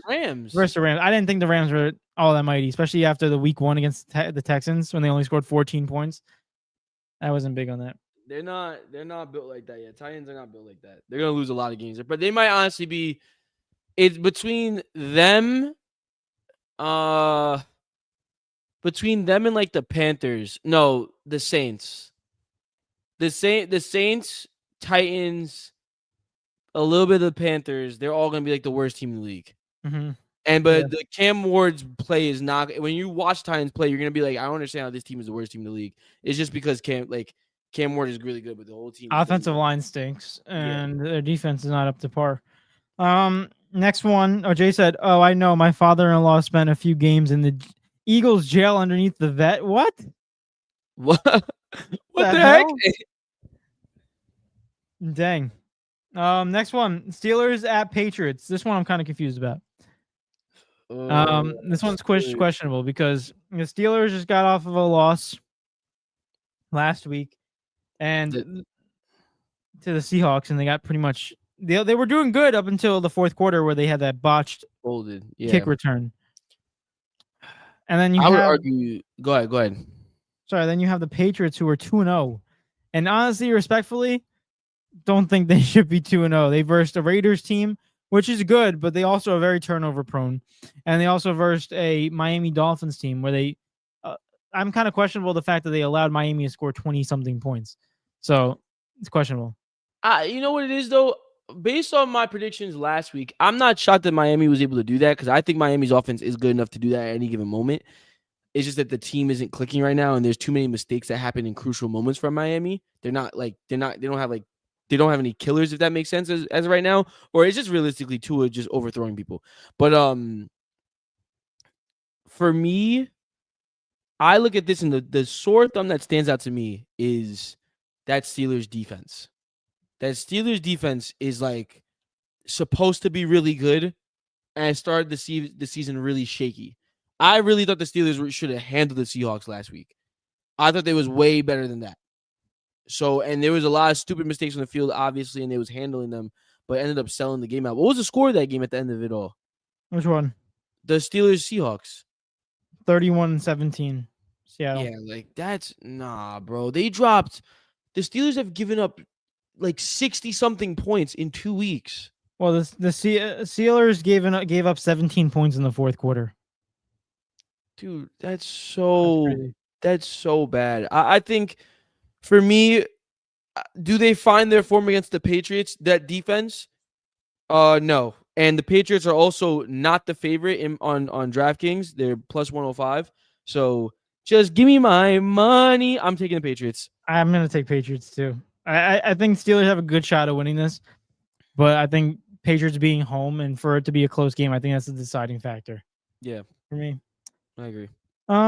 Next one, we got the Bengals. I don't know. The Steelers look good. I don't know. Whatever. Yeah, pick the Steelers then. Pick the Steelers. Next one, we got the Bengals at Minnesota Vikings. Now remember, JJ McCarthy is out. Carson Wentz is set to start this game, so keep that in mind. And also no Joe Burrow for the Bengals. So backup versus backup. Yeah, give me the Vikings. What are we talking about right now? Give me the Vikings. Eric. Give me the Vikings. Bro, no way you just had that. Guys, just because this guy threw 3 touchdowns? 2 touchdowns, 3 interceptions. I'm so sorry. That man is going to have to play a full game of football. Yeah, but he has a week to prepare now. What do you think he's... Wait, hold on. So what has he been doing at practice? What has he been doing at practice this entire time? Yeah, but you're just going through the motions. He's not expected to play. This is no. You don't get paid to go through the motions. This brother came on the field, scored. Had what was it? You said 2 touchdowns, 3 interceptions. Mm-hmm. Yeah, calm, bro. This is not. No, I got the. I'm confident in the Vikings pick. Confident in the Vikings, and they're home. Don't tell me that. What's his name again? I forgot his name. Jake Browning. You know what's crazy? You know what I'm thinking of? What? A little bit of throwback. Case Keenum. I don't know why I'm thinking of him. I'm thinking of Case Keenum, man. Been in your mind recently? Jake Browning's gonna get pooped on during that entire game. That's what I think's gonna happen. Looking at the stats. Don't you dare! I pick the Bengals, please. Please go ahead and get your money picking. Get your money picking. This is gonna be a toilet bowl. I'm gonna be honest with you. I have more faith in trash. I have more faith in Carson Wentz though because he's more experienced. But we also saw the Vikings last week with JJ McCarthy only scored 6 points. So it's very obvious that this game could easily be a dud quickly. I'm gonna go Vikings though. Yeah. All right. Because they're in a similar situation. They both have a star wide receiver on both ends. It's literally the same thing. It's just like who's throwing them the football. I have more faith in the Vikings defense though. The only difference is one team has Hendrickson. That's about it. Like yeah, they have a star defensive player. That's about it though. Yeah. I'll go Vikings. Shout out to said Javi, my boy Javi. He said the Steelers. I said the Steelers. Talking about the Steelers. Yo, go pull his thing back up. Look at his profile pic. Is that Jaden Sancho? Is that Jaden Sancho? Yo, Hob, what the heck is wrong? That's fat Jaden Sancho. Yo, bro, Fat Sanch. That's crazy. Jay said old veteran stadium had a jail underneath the stadium. That's just crazy. I don't know if all the stadiums have that, but the fact that you have a jail underneath your stadium speaks volumes. That's nuts. Marcus says, what does a backup quarterback do at practice? Just ask the fat guy the Bucks drafted only to let him never see the field, then cut him. The 300-something pound dude. You couldn't. No, he's freaking 400-something pounds. You couldn't get down and wait. They were like, bro, you gotta go. You have to go. Like, damn. Freaking Zion Williamson in Tampa Bay. Mario said Mario's in the building. Appreciate you for popping out, Mario. Hey, what's up, fellas? Mario? Mario. Yeah. Next one, we got the Raiders and Commanders. Really quick, I have a question. They used to never let that boy practice because he was too big. But wouldn't practicing help him lose the weight? Maybe he can't move. Like, what the heck? He has to be able to move. He's good enough. Yeah, it's true. That doesn't make any sense to me. Nah, they probably want him to cut his nutrition first because a lot of the weight loss can come from food. True. So he probably just wasn't following that. Next one, we have the Raiders at Commanders. Thoughts on this? Commanders had a wake-up call last week against Green Bay and Thursday Night Football. This sucks because both teams are coming off of pretty like demoralizing losses. Yeah. Yeah, and then on top of it, it all depends on Jaden Daniels. It really, I don't know if he's playing. I really don't know if he's playing. And is he questionable? Let me check. To see what is it saying, David, for Jaden Daniels? It's saying he's questionable for the game. Let me. Javier has Redskins -5.5. Redskins. He said Daniels' knee won't practice any earlier Friday, like you said. Yeah. Commanders coach Daniel will practice Wednesday. No, the dude was a beast run stopper in college. He can move. Yeah. Okay. Question for you, David. Mm-hmm. I need your PT brain here. Yes, here. He has a sprained knee. Mm-hmm. Is he going to play through his sprained knee? Can he play through a sprained knee? Yeah, I mean, depends on the grade of it. He can definitely play through it. Here's the only question. He's not going to be 100%, obviously. So his quickness and his athleticism might be a big decline, say, in this game. So you might not see Jalen Daniels run as much as you expect him to do and scramble out of the pocket, which he's good at, and what makes him differentiate from other quarterbacks. You might see a little bit more pocket passing Jaden Daniels, which is not terrible, but we'll see. It's not really what completes his game, especially going up against Max Crosby at a defensive end line. It's kind of questionable on my end. Raiders are 1-1 right now, right? Raiders are 0-2.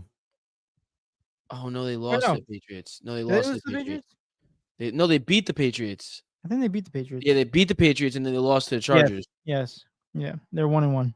So what was the score of that Patriots game? And it's frozen. It was like 21-14 or something like that. Let me see. Guys, go big or go home, right? It was 20-13 Raiders. Go big or go freaking home. And also, you got to remember that a lot of these guys are taking their numbing pains and drugs. I think he's definitely going to have a couple of that injected in him to play. If there's going to be a game that I lose, it's going to be this one. But I'm going to take the risk. Give me the Raiders. I don't think the Raiders are the favorite team. And if Jaden Daniels comes out and looks normal, I think the Commanders are a better football team. But the Raiders are still good. And I think, I look at it, what my logic is, when they beat the Giants, the Commanders, in week 1, they didn't beat them convincingly, in my opinion. I think the Giants were just really bad at football. Next week, they get pantsed by the Packers. You know what I mean? So now we're in a situation where you're going against another good team that is decent, but you should be able to beat them. But they haven't versed a team like the Raiders yet. They haven't versed a middle of the pack team. And if Jaden Daniels isn't healthy or if he's not full, I can't run the risk on that. I just can't run the risk on that.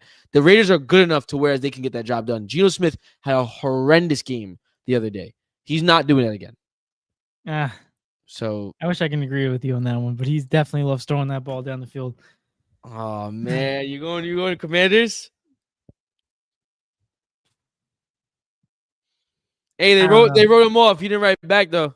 Yeah, I know, but he's been written off for that last L against the Chargers. The I think Chargers like wrote him off, and then Jaden Daniels. The only thing that questions me is can he run? You know, that's his big part of his game. And if he can't move like that, then it might be questionable, especially with no running back now. They have that rookie that they drafted, but Austin Eckler's out for the season with the torn Achilles. yeah, So now they're depleted. They're depleted, bro. I'm listen. That's just me. That's just me, though. Chat. Oh my god, my ESPN is literally bugging out. I'm trying to I'm see. gonna look at their defensive stats because this might be differentiating. Hey, we gotta take our time with this chat. This is for the money on, bro. This is for the money. Yeah. This is for all the marbles Where's a right better here. defense? I just want to check in with Ash and Genty. Dude, they're pretty similar, dude. If I'm being really honest They're with you. two very similar teams. I see Javi in the chat, bro. Javi said Redskins. You said that earlier, but he said I'm sick for picking the Raiders. He said Geno Smith is actually dog strikes. Oh my gosh. And Marcus says he said David, thoughts on players taking shots to numb the pain just to play. You gotta disagree with that. My sure. personal thoughts as like practicing physical therapist. As an athlete, I say do what you gotta do to get the victory, as long as it's not impeding on future issues down the line. Then I say do it. But as a person that is going to be healthcare future down the line, that has to be very observant of this.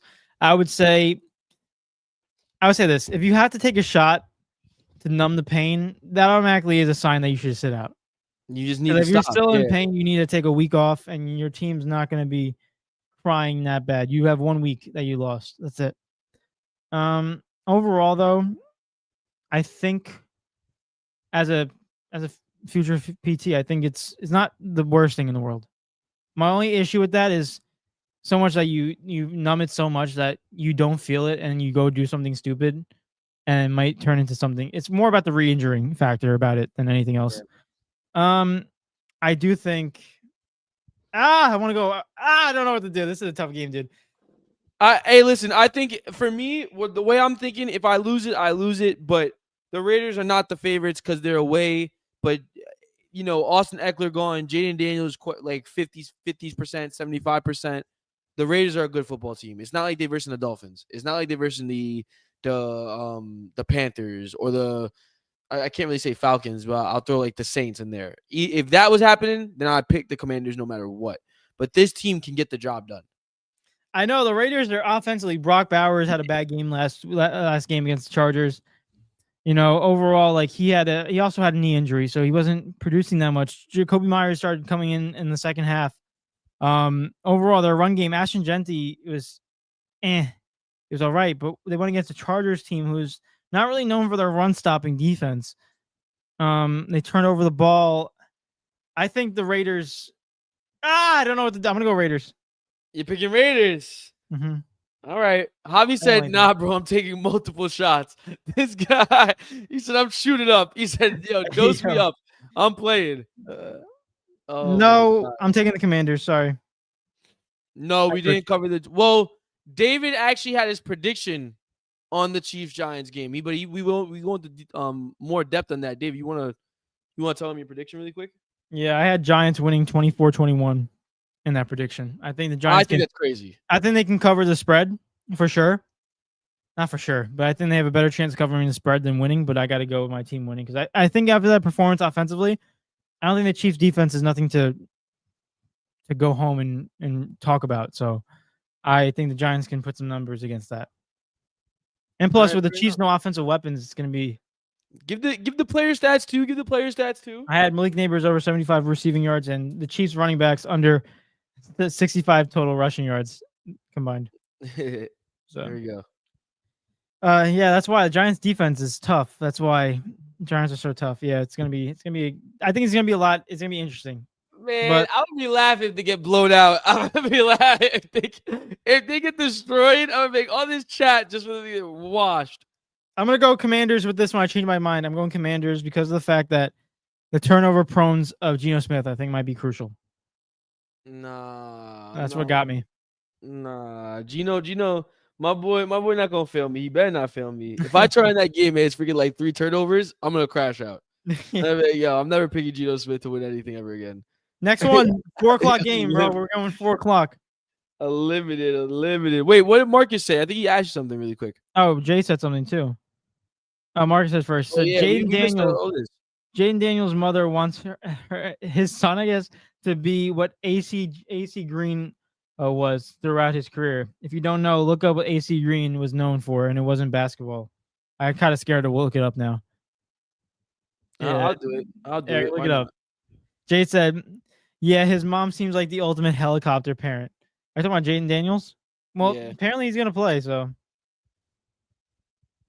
What was AC Green known for?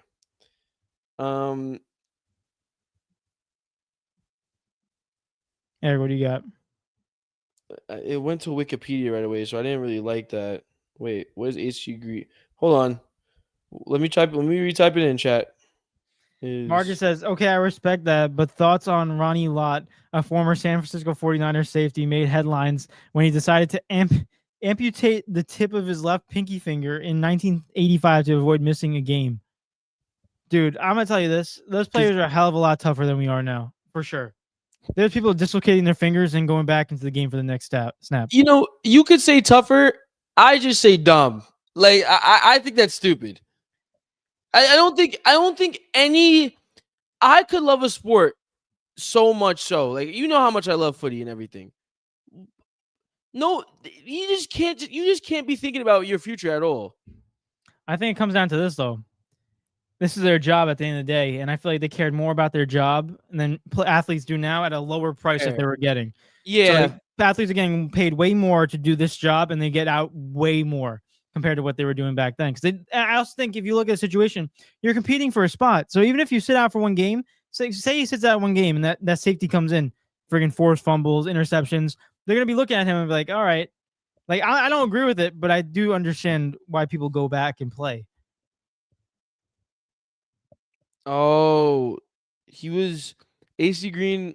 The first thing that comes up is that he played 1,192 consecutive regular season games, winning 3 NBA championships with the Los Angeles Lakers.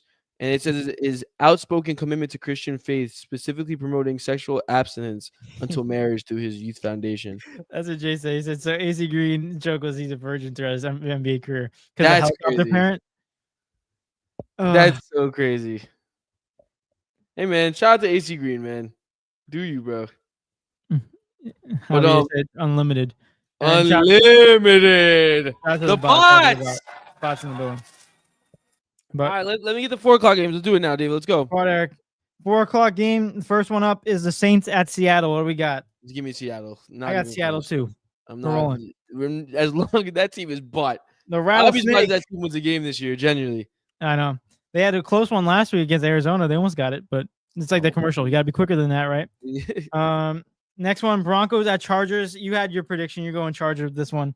Yeah. I'm going to agree with you. I think the Chargers pulled this off. They're home. Love that. And I'm not really too sure about this Broncos team as of right now. Marcus and Spencer Rattler is going to break the TD throwing record this game. Oh Absolutely not. Absolutely not. Honestly, if you put a parlay every single game that he's going to score 5+ touchdowns, you're losing money. It's charity right there. Free charity. And then the big Sunday afternoon game, Cowboys at Chicago. The odds are even. It's basically offense versus offense. Oh, man. Who gets the stop? Oh, man, this is rough. Honestly, I'd rather take the over on these ones, Eric. I don't want to do money line. Let me take the over. You have to do money line. Eric, come on. I got -115 for the Cowboys and -105 for the Bears. I got -108 for the Cowboys, -108 for the Bears. Oh my gosh. What tough. Do the Bears get their first W? Nah, surely not. Do the Cowboys keep on continuing their offensive prowess? I'm going to pick the Cowboys, and let me tell you why, right? First week, they should have beat the Eagles, and they didn't because they folded, right? Second week, terrible defensive showing. Terrible secondary showing, like from the Cowboys. But they still found a way to get it done. This week, the defense just cannot possibly get worse. It cannot possibly get worse. The offense, however, will be the same. When I look at the Bears, and I'm like, you guys don't know what you're doing yet.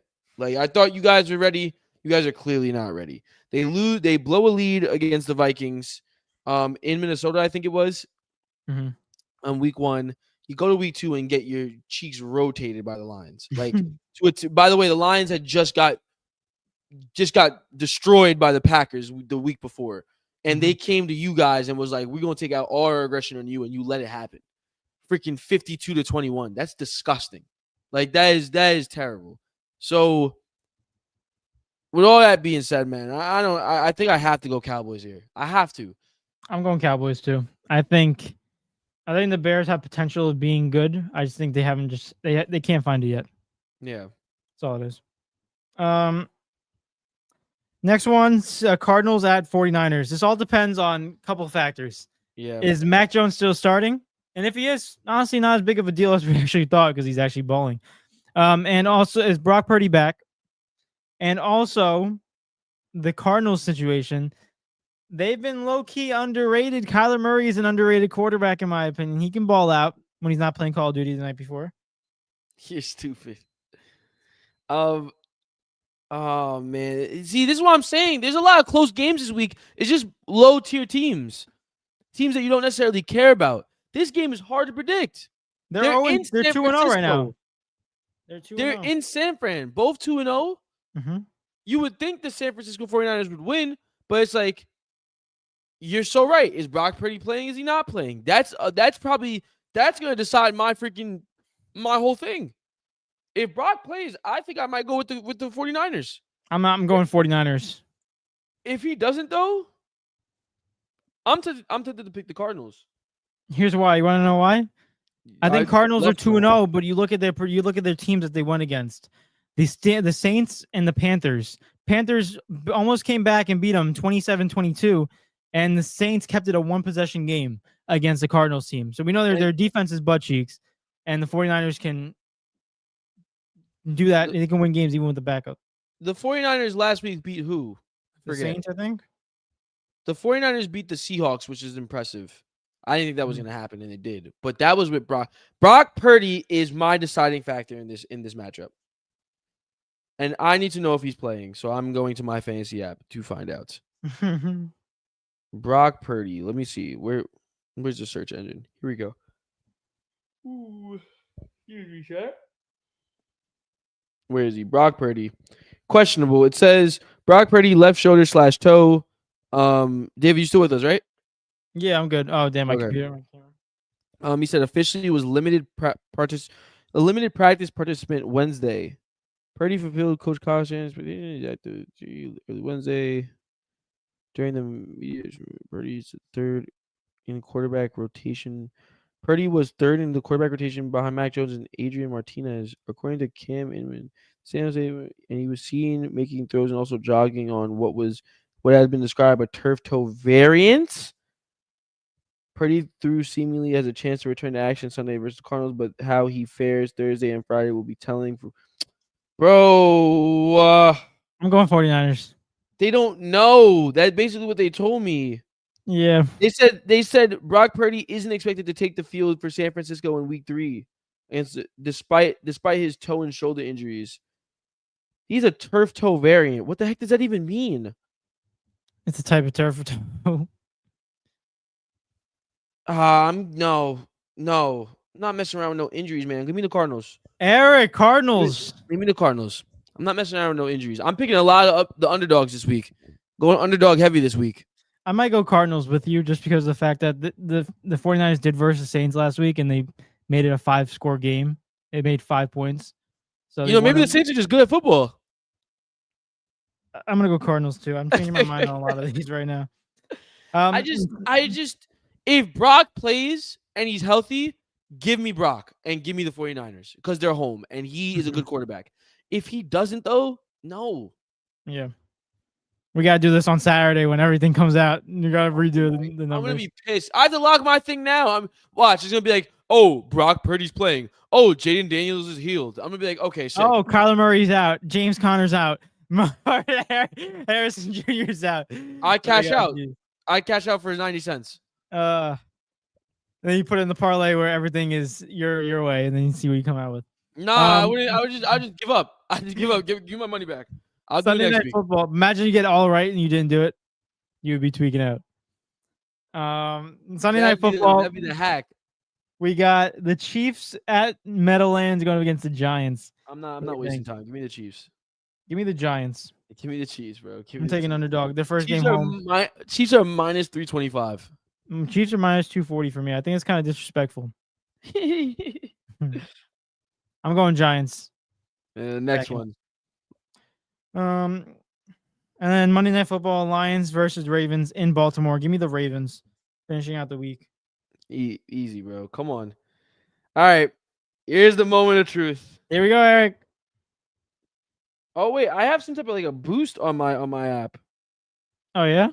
Yeah. What's going on? Why is that? Oh, it's not even a lot of months, bro. It gets less and less. It's getting less and less every single week. I'm gonna place my bet now. Money. Just give me my money. All right. I just put my bet down. Ladies and gentlemen, the dollar for this week in total is to win $1,645.97. All right. All right. Not bad.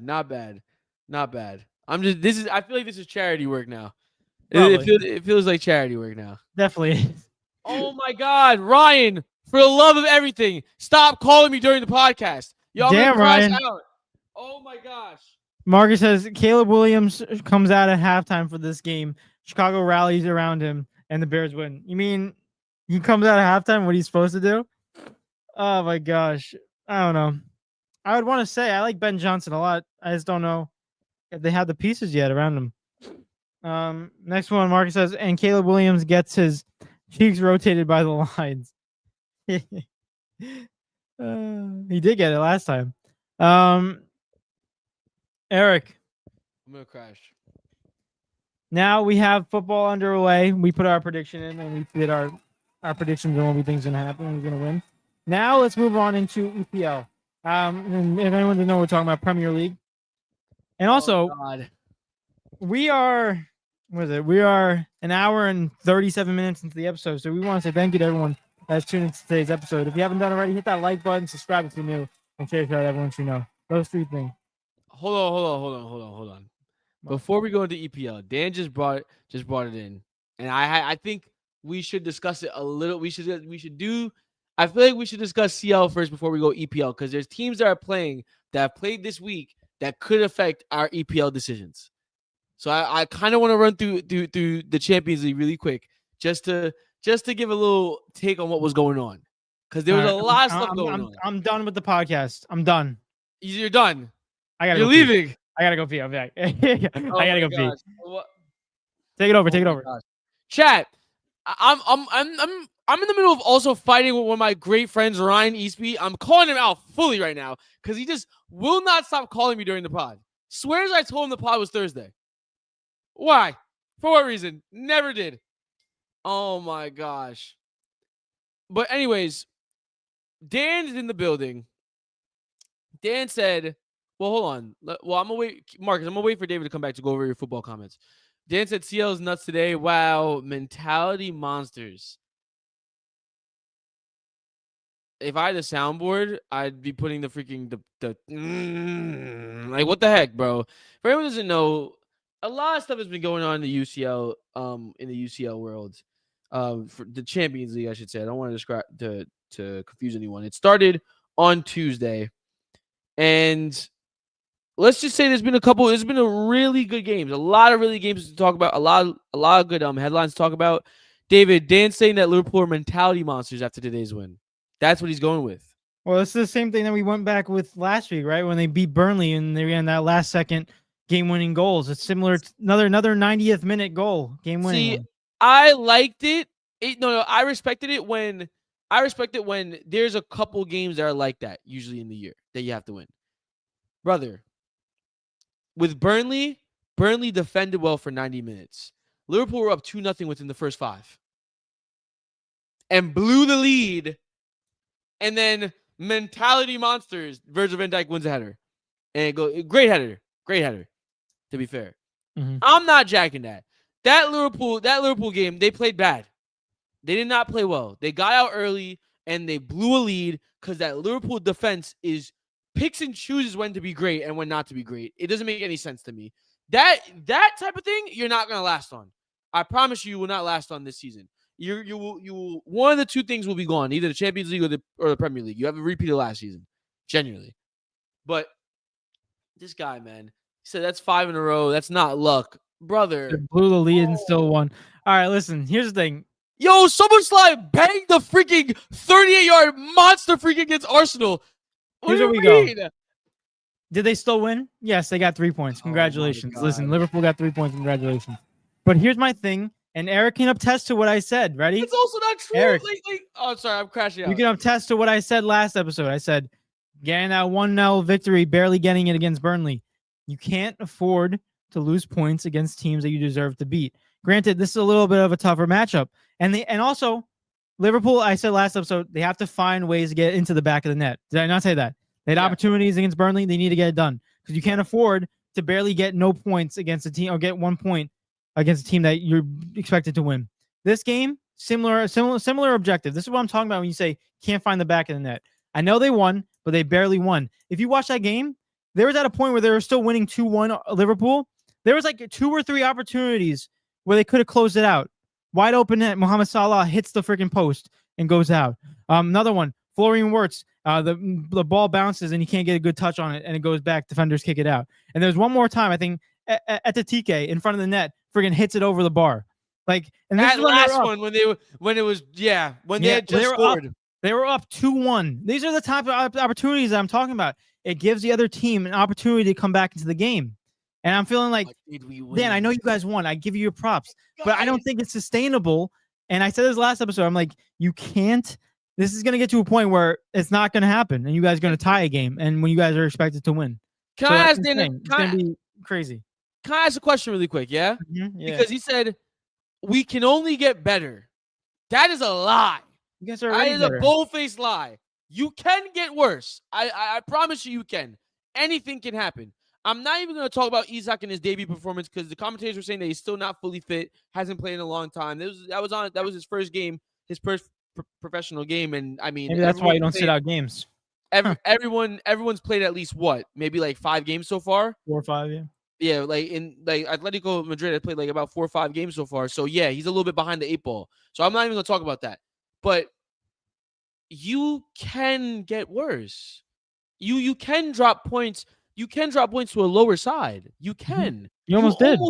It can only get better. You almost blew a 2-0 lead. It can get worse. You're just lucky that you didn't. I mean, you defended after they came back.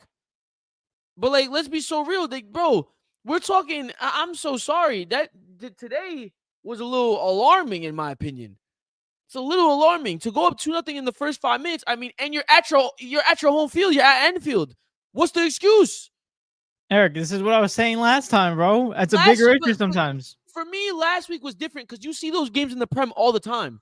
You always see every single championship contending team has one game where they don't play the best of their abilities, but they still win. So for me, that was their first game of them doing that. But then for them to go out against Atletico Madrid and be like, and blow a lead, and there was no Julian Alvarez on the field. What are we doing? I just think what I was saying, I think they have to take advantage of the opportunities when they're given them. You can't be lackadaisical and miss the opportunities. So I was trying to talk about with Burnley. And this was a prime example of what happened. Even though they got the victory, they had to wait until the 92nd minute to get it done.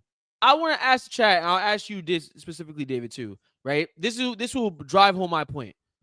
Everyone in the chat right now, ask yourself the question, did Liverpool have a good performance today? Not if they won, not if they lost, whoever it was. Did Liverpool perform well today? David, what's your answer to that? I don't think they performed terrible. I'll say that. Do they perform the best that they can against a team like this? No. That's some. But here's the thing. I think they performed good for the first 10 minutes. Then all of a sudden, they started finding some cracks, got a little too comfortable. And all of a sudden, Atletico Madrid started putting more attack into it. And and only Liverpool is getting more opportunities based off of counterattacks, honestly. But I think Liverpool were a better side because they got the W. But overall, I think Atletico still exposed a couple of things for Liverpool. All right, let's go through the comments, guys. I saw Dan already answered, so let's go to the comments first, guys. I see Julian's in the building, so I want to acknowledge Julian too. But yeah. I saw Dan's comment. Oh, that's great. Where are we up to? Right here. Julian said they won't. Shout out to Julian. Thanks for popping out. He said they won't win the UCL this season. The unilateral ligament. Sorry. Shut up. Oh my gosh. This season they can compete with any team in the UCL, but when it comes down to it, they have too many cracks in their defense. Yeah. Which is confusing because their defense on paper is so good. Mm-hmm. It's so good.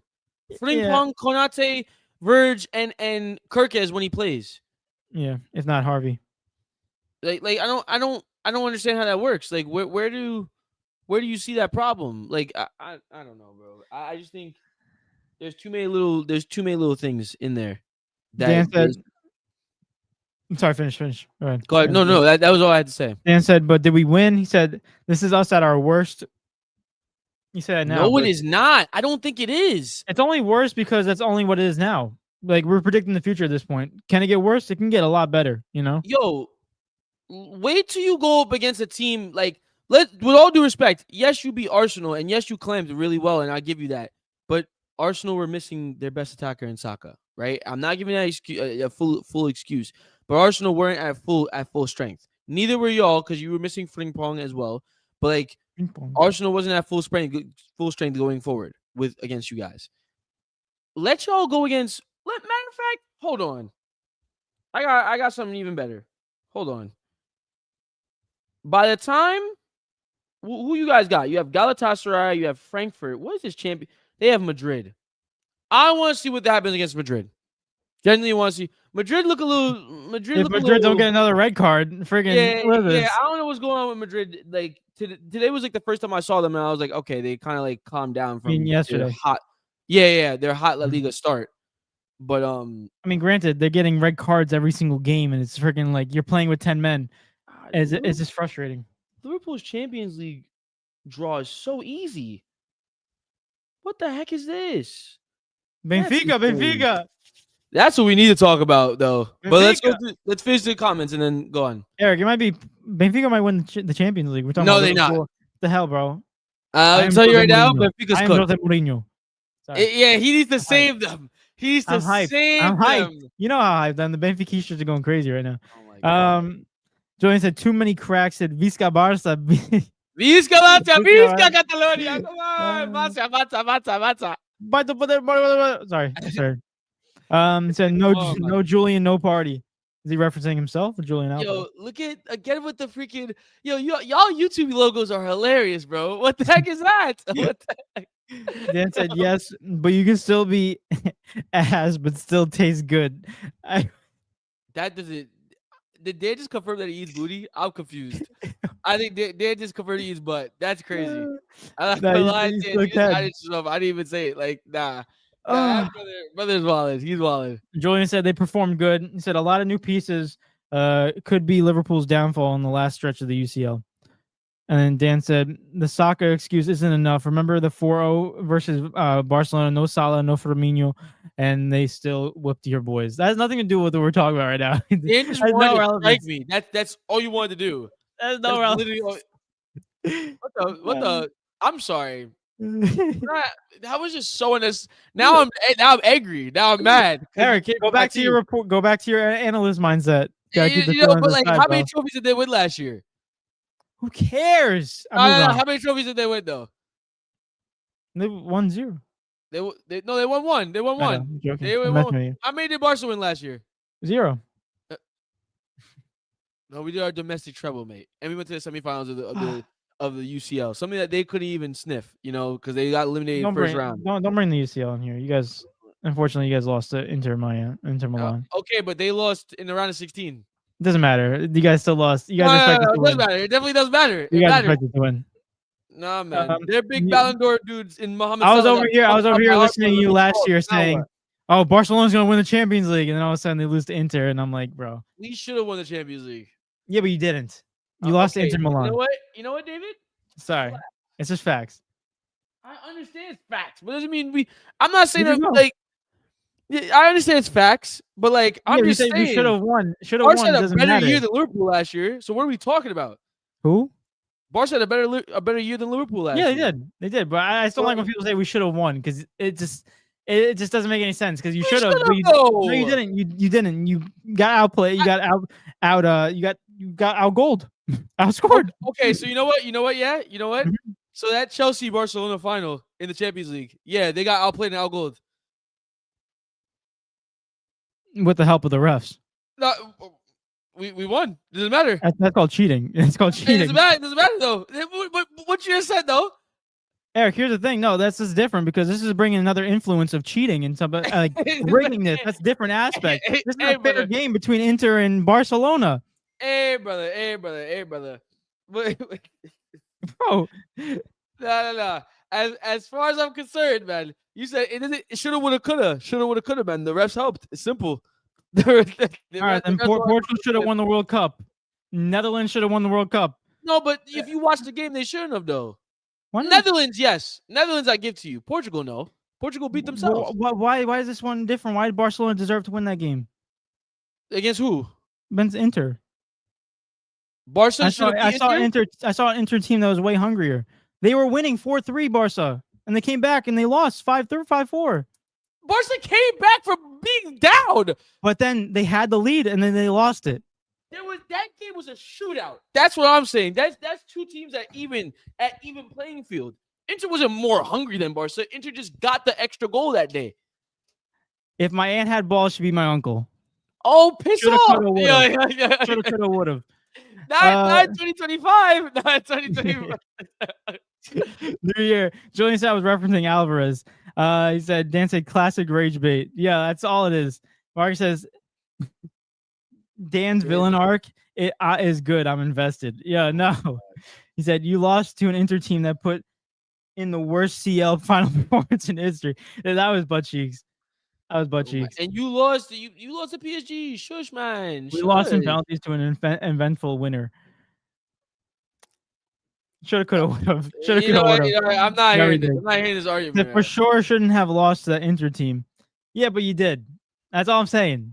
That's all it is. I can say we shouldn't have, though. It's calm. Yeah, but then that's taking away the respect that the Inter team did because they actually played hard. No, it's not. No, it's not. It's like going back to what I say that this player deserved it more than the other one. It's literally the same thing. But the difference is as long as you respect the other player getting it, that's the difference. Do you respect the other team getting it? We should have beat Inter, but Inter deserved the win. They stayed within the game. We came back. We did everything we were supposed to do, but Inter still except hold them off. The thing is, like, we can't. They came out guns blazing. We came back. We worked hard, and Inter stayed composed and found a way to break us down. They deserved that. They deserved to be in the final. But as Barca, it was off of our mistakes. That's what it really was. It was. I'm not like if we didn't make all those mistakes that we made, those silly mistakes, we should have definitely won that game 100%. But Inter, that takes nothing, taking nothing away from Inter. They're still world class, man. At least last season. This year is a little weird. And they got a nice 2-0 victory to start off the tournament this year, though. Yeah. Jay said, in this day and age, some ants do have balls, though. That's exactly. True. That's Thank you, Jay. Not this day and age, buddy. Let's go with this. Ready? I don't care if I get canceled for this. Let's go with what's morally right. Then you have your answer. Okay. David, but what's morally right now? You don't know. Not big 2025. Bro, there's a lot of things that are questionable nowadays, bro. It's a fight between good and evil. I'm very convinced about that. Yeah. So if you want to be on the evil side with the wrong morals and thinking and have balls, I'm not about that. Julian said, made Thuram look better than he is. 2 goals? No, it was 2 quarter kicks too, 2 headers. Yeah, it was 2 headers. No, I turned it off. They did make Thuram look like a top striker though. He was balling out. They were just feeding him, especially on the corner. They found him really easily. Julian said Inter deserved the win, but didn't deserve the UCL final appearance. Yeah, because they got crushed by PSG. Oh my, Barca. Everyone knew Barca was a better matchup. Everyone wanted Barca PSG. It was like I didn't want Barca mirroring PSG. the same teams. I didn't want Barca PSG. Why not? You want Inter Because I PSG? wanted Nuno Mendes and João Neves to get a nice, easy trophy right to the first time, you know? Yeah, but you didn't surely going into that game, you didn't think it was gonna be that easy. You definitely did not think they Uh, was gonna smack them. no, I didn't because I thought Inter was going to show out more because you just beat a Barcelona team that is considered one of the best teams in the world right now. Oh man, bro. But Hey man. what are we talking about? I just really quick. I want to run down the Champions League really quick. Okay. Arsenal beat Athletic Club 2-0. Nothing shocked. If there's any game that you want me to stop and like pause on, I'm gonna Yeah. run through all the games. And then if there's a game that you want specifically hone in on, sure. I'll probably hone in on like maybe a couple little facts that I want to drop into, but I won't spend too much time because we're running out of time in the show. Yeah, geez, we're already 2 hours. And we gotta do our predictions for tomorrow's Champions League matches, and then also our predictions for the Premier League coming up this weekend. Yep. But Arsenal on Tuesday, Arsenal beat Athletic Club 2-0. Union Saint, I don't know how to pronounce this. Jois beat PSV 3-1. Shout out to them. Dude. Freaking Karabag FK. Let me hold on. A team from Azerbaijan beat Benfica 3-2. They didn't just beat them, came back and beat Benfica 3-2. Yeah. Madness. It's what do you call it? Their first win ever for Azerbaijan's like history. Bro, I don't even remember Azerbaijan team being in the UCL ever. I had to look it up. where they were. And then you have Juve and Dortmund in a shootout, 4-4. Yeah. Real Madrid squeezed past Marseille 2-1. And Tottenham squeezed past Villarreal 1-0 on Tuesday. Any games you want to take away from the Tuesday games? Anything you want to talk about? Tuesday games, Union St. Louis, yo, they I saw one goal a guy scored with his freaking nutsack, so gotta give him the W after that one. McAllister just freaking slid in on his knees, ball hit him right in his nuts and went in the net. That's when you know you got the game unlocked. Also, Benfica, real quick, terrible. That's a disgusting game for them. Being up 2-0 and then having the team come back and win is very disgusting. And honestly, that's why they fired their head coach. Honestly, we go back to it, and sometimes coaches take the faults of how the players played. And honestly, and at the end of the day, Benfica lost to a club that their first time ever in it. They didn't expect to win. Benfica should have won. And now he's fired, and now we got freaking Mr. Jose Mourinho to take us throughout the rest of the Champions League and season. So I'm excited. Can I just say something really quick? Mm-hmm. So I'm just looking something up just to make sure I have my stuff together. Because last year Benfica I think came in second in the league. Mm-hmm. Right? And they didn't win anything at all last year. Yeah, they had a poor. No, they won the Taça de Liga. Taça de Liga. Okay, I'm assuming that's their cup for Portugal. Yeah, it's one of their cups. They were Sporting in that one. So they won a trophy last year. Mm-hmm. Now you're not gonna like what I'm about to say. They should win a trophy. No, but you're not gonna like what I'm about to say.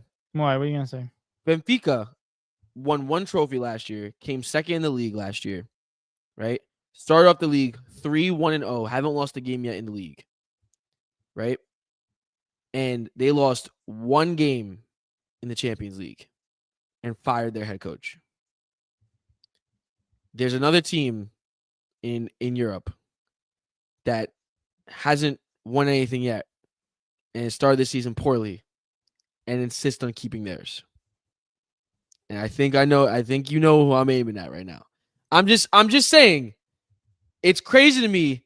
He got granted very bad performance, but he won in his first season last year. Bruno Lage won Taça da Liga, came in second, right? And this year started off undefeated and had a terrible performance against Karabag, right? One team, and got sacked. I just don't know how that happens, and you look over at Amorim and he still has 3 games left. I don't understand how that makes sense. Here's the thing, real quick. First off, 2 different leagues. Premier League is the best league in the world. Liga Portugal is basically 3 great teams, and they should be finishing in their spot. That's the difference, is expectations. And one thing about that, I know he won for Benfica standards. As a Benfiquista and watching them play, they should be winning the league every year. It's always a competition between Sporting and Porto. We understand that. But with the expectations that Benfiquista fans have in the Portuguese league, You're expected to win the league. You're expected to get at least one title. For Porto, Sporting, and Benfica, you're at least expected to get one title. They got that last year. But this loss that they had against a team that nobody knew, I think pretty much embarrassed the fans, and I overall made the decision why they wanted him out. 2 words then. Grimsby Town. No, I understand what you're saying. But like, it goes back to this. Manchester United, when Ruben Amorim went under him, they were not a good team. Let's be real. That's the facts.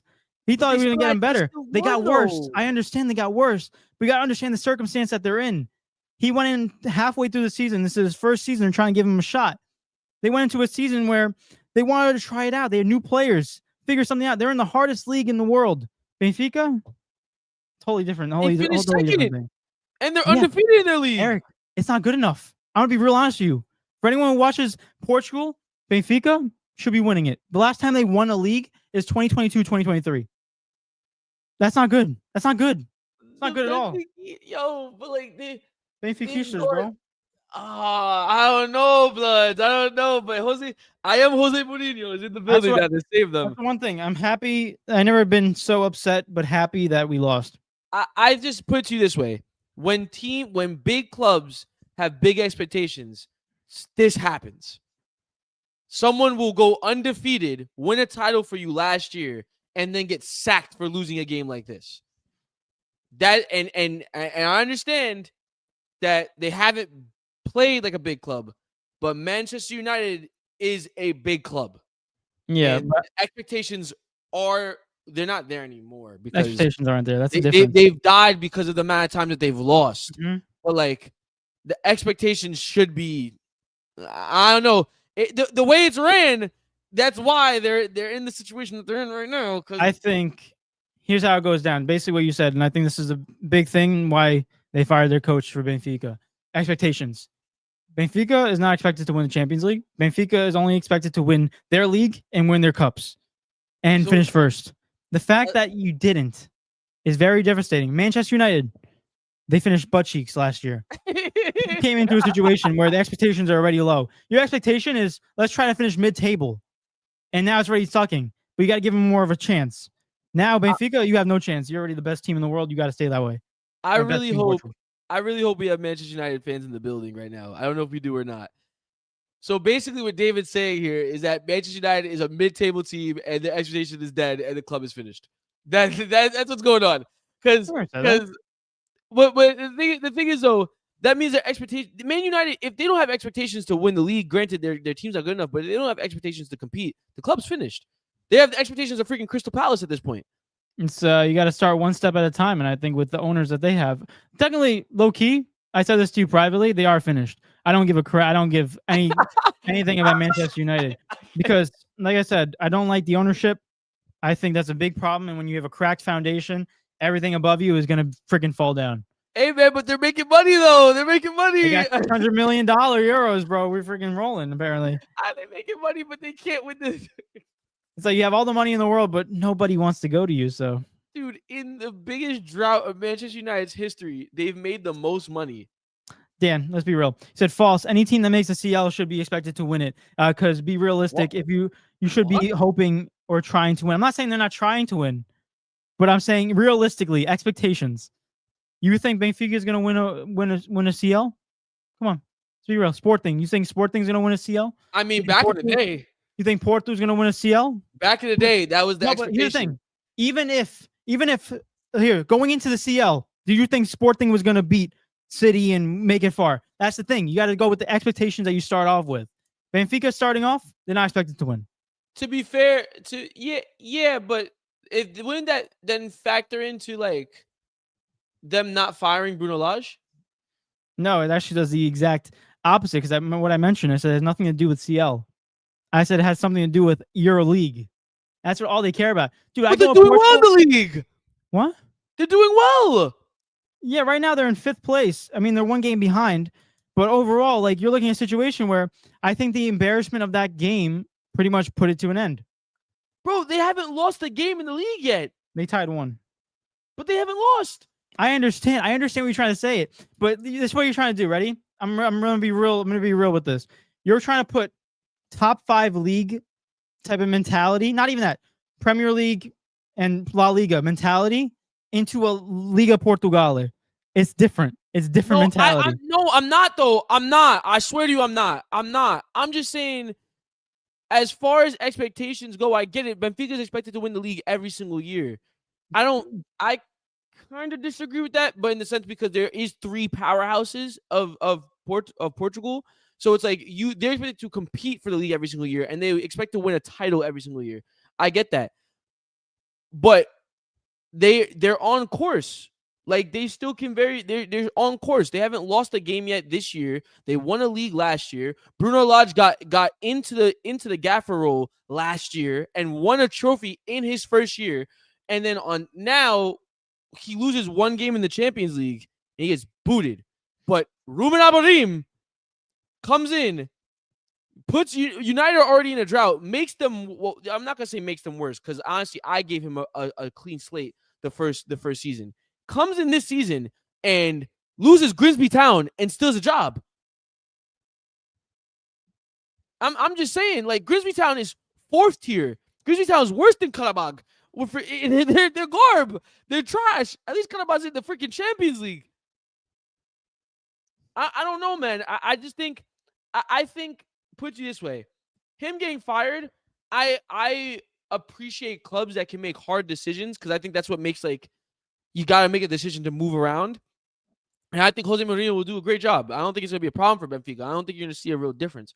But I'm just comparing it to how the club of Benfica is ran and how the club of Manchester United is ran. Yeah. That's what I'm comparing the two. And you're doing a realistic thing, but at the end of the day, I think you're overlooking the thing. And I don't know if you're going to agree with me on this. And I don't think we're ever going to agree on it.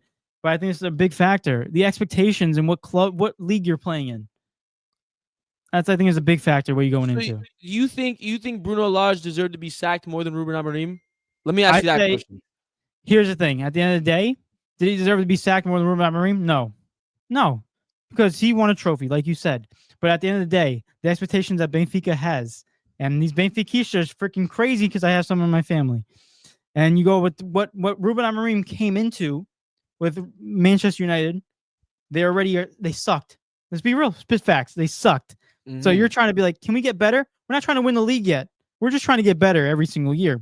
And they've gotten worse. They've gotten worse. It's facts. So okay. But here's my last point. What makes it better is Benfica. B, you sign Jose. I'm saying Jose Mourinho. Jose Mourinho. Thank you. You sign Jose Mourinho, which makes it totally a lot better. Because if you fire a coach and don't have a plan, that makes it a lot worse. But you fire a coach and got a guy who's had legacy in Portugal, is loved by the Portuguese, and also the expectation of Benfica. We are destined to win. We are supposed to be every single year top 2, number 1, guaranteed to win. You're supposed to win at least 2 trophies. And I think what made it worse is we didn't mention this. And one of their trophies, because they do 2 trophies, their own league tournaments, 2 leagues. They lost to Sporting, and that is a terrible thing to do. If you're a Benfica fan, to lose a Sporting in a cup game. I know they won one, but it doesn't matter because they lost to that one first. Are we talking about the Sporting that had Victor Gyökeres on it last year that scored 60-something goals? Yeah, but with no Ruben Amorim. They still won the league though, did they not? Or did they? Eric, I understand, but the thing is, Benfica is expected to win. Listen, with that logic. You look at La Liga, and it's like, as a Barca fan, I expect us to win every single title every single year. Yeah. But I know if we lose to freaking Real Madrid, I'm not gonna be like, my manager needs to be out. For example, when Xavi got sacked, when Xavi got sacked, I didn't agree with it because he had won a trophy in that season. But they fired him still because the expectations were so high, right? But my thing is this though. It's still the same. It's still kind of like the same concept, like.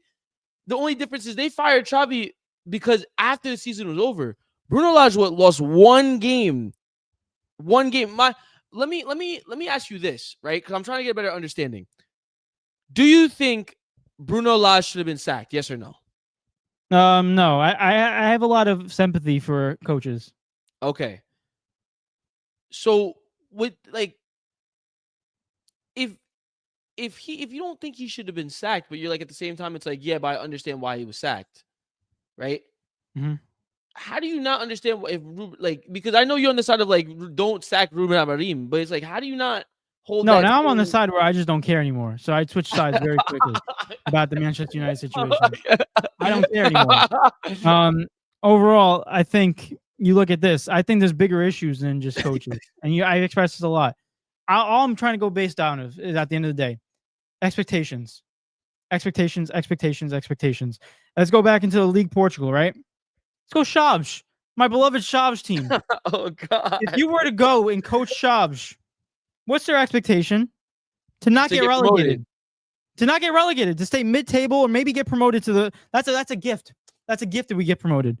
You're above and beyond our expectations if you get promoted. It's to not get relegated. That's your expectations. You go to Manchester United after the bad season they had. What's your expectation? Mid-table. You're not hitting it right now. It's just how it is at the end of the day. Different expectations. So you go to Benfica and the first year you win a title. What's the expectations of next year? Win a title. Okay. And he lost one game. Win it again. Win it again. He got popped by Karabakh. And they sat. I don't know. I just think I respect Benfica for sacking him because it's a bold decision. Do I agree with it? I honestly don't know. I don't watch Benfica enough to be, because they clearly had a reason. You know what I mean? Like, I don't watch Benfica enough to be like, oh, he should have been gone, or if they were playing bad enough. So I can't comment on that. But if a team like that can make that big of a decision in the beginning of the season that quick, and you go and you get Jose Mourinho, like, he has a lot of pressure on him to figure out a squad right away. And like, what happens? He might get, like, if he doesn't do well, he gets sacked now next. I'm just saying, like, if Benfica are moving like that, oh, I think you put a cherry on top, if I gotta say this real quick, is that they tied against Santa Clara, who is now in 11th in their league. And not only did they tie, they had a lead, and they lost it again in the 92nd minute by game-winning goal by Vinicius, who not Vinicius Jr., by the way. not Vinicius Jr. No. And that team that they tied it up, they had a red card. That's what makes it worse. That's what makes it a lot worse. They were 10 men down, and they still decided to lose a point from you guys, take a point from you guys. It really was 2 back-to-back bad performances, and they said, yo, you gotta get out Ultimately, of here. yeah, that's too much. That's insane. Hey, man, but I agree. In that sense, I agree with you in the sense of, like, there's expectations here, and we don't do that here. Yeah. So and it makes a tight ship. It's a tight ship, but you sign up for the job. That's what it is. Sign up for a job. And for that reason, that's why I partially, I mean, I'm not a Man United fan, but it's like there was a time in Man United, like, I don't know when it changed, but even when Ten Hag was there, like, there was still an expectation, and they still fired him mid-season, even though he won a trophy. Like, they still fired him after he won a trophy. So, like, there was they still had the expectation. Amorim's come in and he's done virtually nothing. And they somehow are like, for some reason, he's the one that is like, they're fighting for, and they want him to stay, and they want him to stay. And it's like, I don't know. I don't know, bro. I don't know. I also think Man United has a lot more problems than getting another coach. Leaky roofs. Nah, leaky roofs, bro. It's a big. Even the stadium's got leaks. David, just say it already, bro. Say that they should sign Ronaldo again, bro. You already know. Nah, Ronaldo don't want to go back. I don't blame him. Friggin', they gotta change everything. But let me say this though, because we're way over time. Yeah, I don't know if you want to go into I don't know if you want to go into the comments really quick, and then we could just easily just we can just run through the predictions of Champions League, run through the predictions of Premier League, and call it, because we took a lot of time on this. Julian said, even Bora Glimt. Yeah. Bora Glimt time today. Come on, Bora Glimt. What is a bomba clot goal, bro? For the 90th minute. Yo, you scored that in Bardowski. Bomba clot. Yo, it's crazy. Oh my God. Bora Glimt, they're going to make it, bro. If you look at their schedule, they're going to make it through. I hope you know. They versus Tottenham rematch semifinal last year. Not Tottenham. Dub. Monaco dub. Juve dub. City dub. Gosh, you and Bono Glimt, bro. You got a love for that team, low key. Dude, the Norwegian submarines. That is. Yeah. Dan said add Julian. Yes, even FC Karat. Yo, what the heck is that? There's an FC Karat. I think it's a. No, there is. From Kazakhstan. They were Sporting. Oh yeah, they do. Tomorrow. What the heck is this team? Jeez. Sporting in Kazakhstan is crazy. Dan, but here's the thing, like, the team, the players should go in with that mentality like we want to win. I agree with that. I think the fans should also say that we should win this game. We want to win this game. But if you look at it realistically, what are the chances out of all the teams that are playing the Champions League that a team in the top 5 leagues, top 4 leagues, we'll go top 4, try to cut it down, is expected to make the semifinals? On top of Higher it, than a team that's not in there. Just to add to David's argument, Karabakh are currently 7th in their league. out of 12. They're 7th out of 12 teams. So just let you know, Karabakh is not doing well this year, and they came in the Benfica and beat them. That's why they'll rest all their players in their league games, because if they're gonna play Champions League, that's all they care about. Oh my gosh, Karabakh. Mind blown. Dan said Barca fired Xavi because the president felt like he was being too pessimistic in public comments about the club's finances and a lack of competitiveness. Yeah. I didn't agree with it about the club's finances. I would be too when you're billions of dollars in debt. Dude, Xavi's gonna manage Man United, bro. Trust. Whatever. I don't think they want him though. I think you gotta fix. I'm done. I'm a broken record. I'm gonna stop saying. He said, "Yo, just sell the club, sell the club, sell the club." Sell the club. I think it's gonna have to take them getting relegated to sell the club. Oh man. Well, I mean, they would, because they'll lose revenue. Yeah, they'll be in the relegated league, and they'll have $660 million euros to spend in the transfer window. They'll spank everyone in the championship. At least you would think. Well, I think a lot of people would leave, as they always do when a team gets demoted. Yeah. Dan said it wasn't that he wasn't delivering the CL. I'm talking about Xavi, I guess. Talking about Xavi. It was about the finances, talking about the attitude. Jonathan said last. Shout out to Jonathan. And Marcus says, these names are crazy. I want to know the top 10 funniest soccer names. Yo, that's I don't even know. Bro. That's first number one. Bro. Brest. Oh yeah, there's a team called Brest, Marcus. Brest. They're decent. They're decent. Not bad. They got a good shape. Eric, next one. All right, I'm gonna speed through these really quick. Tomorrow's games. Champions Wait, we didn't do it today's. You didn't go over today's. Oh yeah, I'll just tell you guys what happened in today's games. Olympiacos tied a team from Cyprus named Terrible, and they had a red card. They had a red card as well. And mind you, also just to add on, for anyone who doesn't know, David Luiz is on Cyprus, the Cyprus team. Is he really? Yeah, yo, go. I didn't send it to you. No freaking way, dude. Go on the team. Go in the starting lineup. He got injured in the 33rd minute. He's 38 years old. Look at this picture. David Luiz, chat. David Luiz. Look at this guy right here, man. Oh my god. Look at this. Oh my god. How did this dude end up in Cyprus?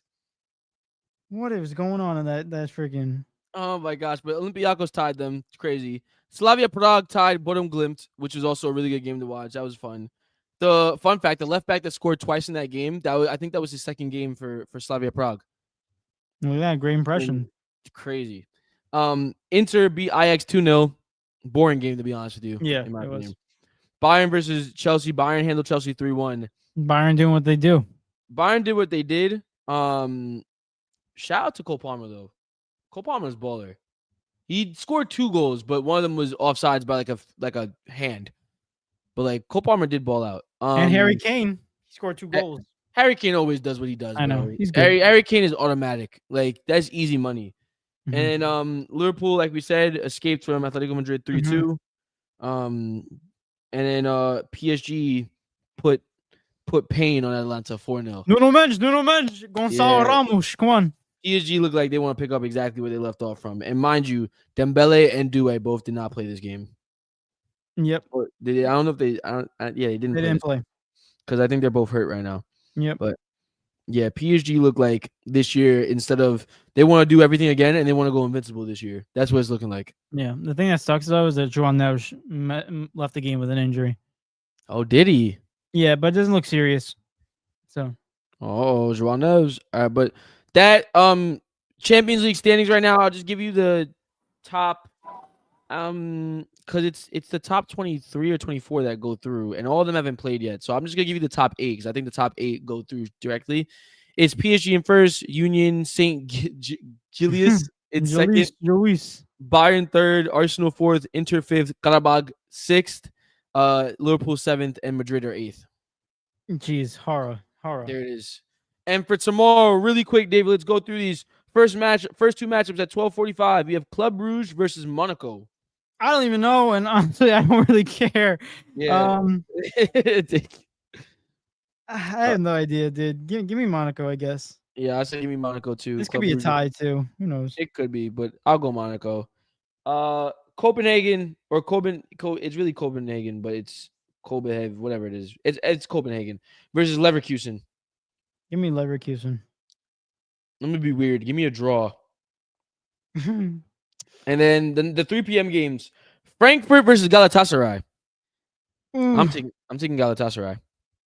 I want to take Galatasaray too. That's gonna be a good game to watch. Man City versus Napoli. That's a good game. That's a really good game. That's a really good game. And honestly, I think if you look at the sports books, they're really disrespecting Napoli. Napoli's like plus 400 in FanDuel to win. No, they're not. Mm-hmm. Plus 4 is disgusting. I would love to see Napoli win at home. I'd love to see it. They're not home. They're not. No, they're in Manchester. Oh my gosh. If Napoli walk into Manchester and beat them, no way though, right? No way. I think they could. They're so good. They look even better this year. KDB, oh my gosh, bro. KDB, yeah, I like this a lot. KDB's coming back. I'm going Man City though. I'd love to see Napoli win. Genuinely would love to see Napoli win. I think this game is going to go back and forth. I think this game definitely goes over 3 goals. For sure. Yeah, it's a goal fest, yeah, you think? Yeah. Napoli's been on fire. I think Napoli does get it out, though. Nuno Mendes is back, David. Nuno Mendes! Oh, my gosh. Next one? Next one is Newcastle versus Barca. You already know who I'm picking. Dude, Barca's plus 140 to win. I feel like that's so disrespectful to this team. That's crazy. Because they're away, but they're versus Newcastle. They're expected to win. Barca should win this. St. James Park is going to show out, though, for sure. That's easy money right there. That's plus 140 right there. Just give me my money. I swear to God, if your team loses it for me tomorrow, I'm going to freaking scream. Everyone put 100 down. Wait, nope. Let me not say that because then Eric, I get blamed. I get blamed. Should I put 100 down for Barca to win? Easy bread. You would make. How much would it be? You would come out with $140. You would win, so you would have $240 in your account at the end. That's not worth it. That's not worth it, buddy. Oh my gosh. Wait. Jay said St. James plays Monopoly now. Yeah, no, not that Monopoly. It's a stadium. And then the last game is Sporting versus Karat Almaty. I want to say Sporting, but after what I saw against Benfica, I don't know what's gonna happen. So, oh God, Sporting. No, Sporting's gonna win. Sporting should win. Give me Sporting, and there's our Champions League. Philip said, "Put my $100 down already." That's right. Good job, Phil. Shout out to Phil. I didn't condone that. I just want to be. Let me be very clear. If Phil loses $100, it's not on me. It's not on me. Financial advising. Put the house down. Dan said it's worth it. Yeah, it's not bad. Dan's also a serial gambler. Dan bets on every soccer game he sees. Oh, real quick. EPL, we're almost 2 hours and 30 minutes. I gotta go sleep. That's why I was speeding through. You Let's can rush it up. EPL.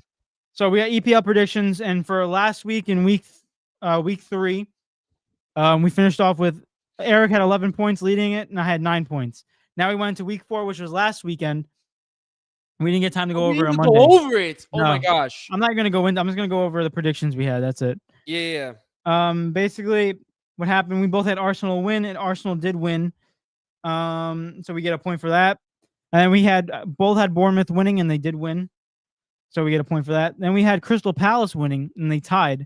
So now it's 0 on that. We didn't get any points for that. Eric had Everton versus Villa draw, and I had Everton winning. And Villa and Everton did draw, so you get a point for that. I should have won my EPL prediction too. Oh my gosh. I like, bro, what's going on? Hold on, let me pull up the numbers.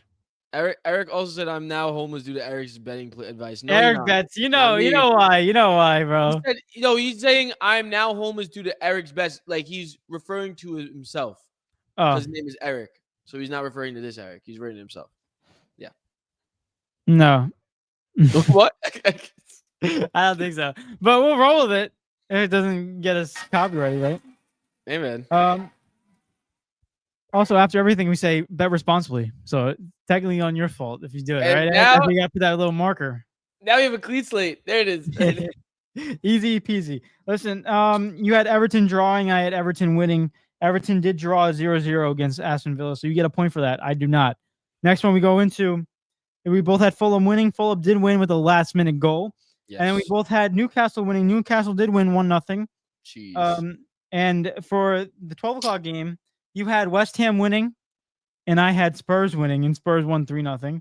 So I get a point. You do not. And we both had Chelsea winning, and they tied against Brentford. So no point for that. Then we both had Liverpool winning on Sunday, and then we both had Man City winning on Sunday as well. And that was a 3-pointer because that was game of the week. So that gives us a total of. Ooh, I had 18 points. Surely I just have 3 more than you again. Because we tied. And you have 20 points. So you're up by 2. Yeah. So it's 20-18 right now. Gotta lock in. We just low-key doubled our score in 1 week. That's what it was. We just got the same thing. That's terrible. Because we know ball though. Yeah, but like that's how bad we did in the first 2 weeks. Eric, let's go. Let's go into the predictions. EPL. I'm on Foot Mob, so when I'm done, I'm just gonna need you to repeat what I picked so I can place a bet. I got you. Let me just put the scores down. I had 18 and you had 20. All right. Are we ready? Looking at these games. Oh no. Yeah, I see the game of the week. I see the game of the. Can we agree the game of the week is? I know exactly what you're looking at. Sure. So we'll get to it later on then. Ready on 3? 1, 2, 3. Wolves Arsenal, and Leeds. Yeah. Arsenal, Man City. Yeah, 100%. Arsenal City, man. So first game, or you go through it. You usually lead through this. All right. First one we have is on Saturday at 7:30 in the morning. We have Liverpool at home up against Everton. Yeah, give me Liverpool. But like I said last episode, they can't have a late-minute goal in this one. They can't miss opportunities because Everton can capitalize. Wait, what did Marcus just say? Let me see this. Wait, look at this. D&E accepts no responsibility for the bets you make. Dumbass. You win on the advice given. Congratulations. Now give us our take. And the bets you make on your own, no responsibility, are on D&E Takeover. That's a good leader right there. So well said. Oh, my bad.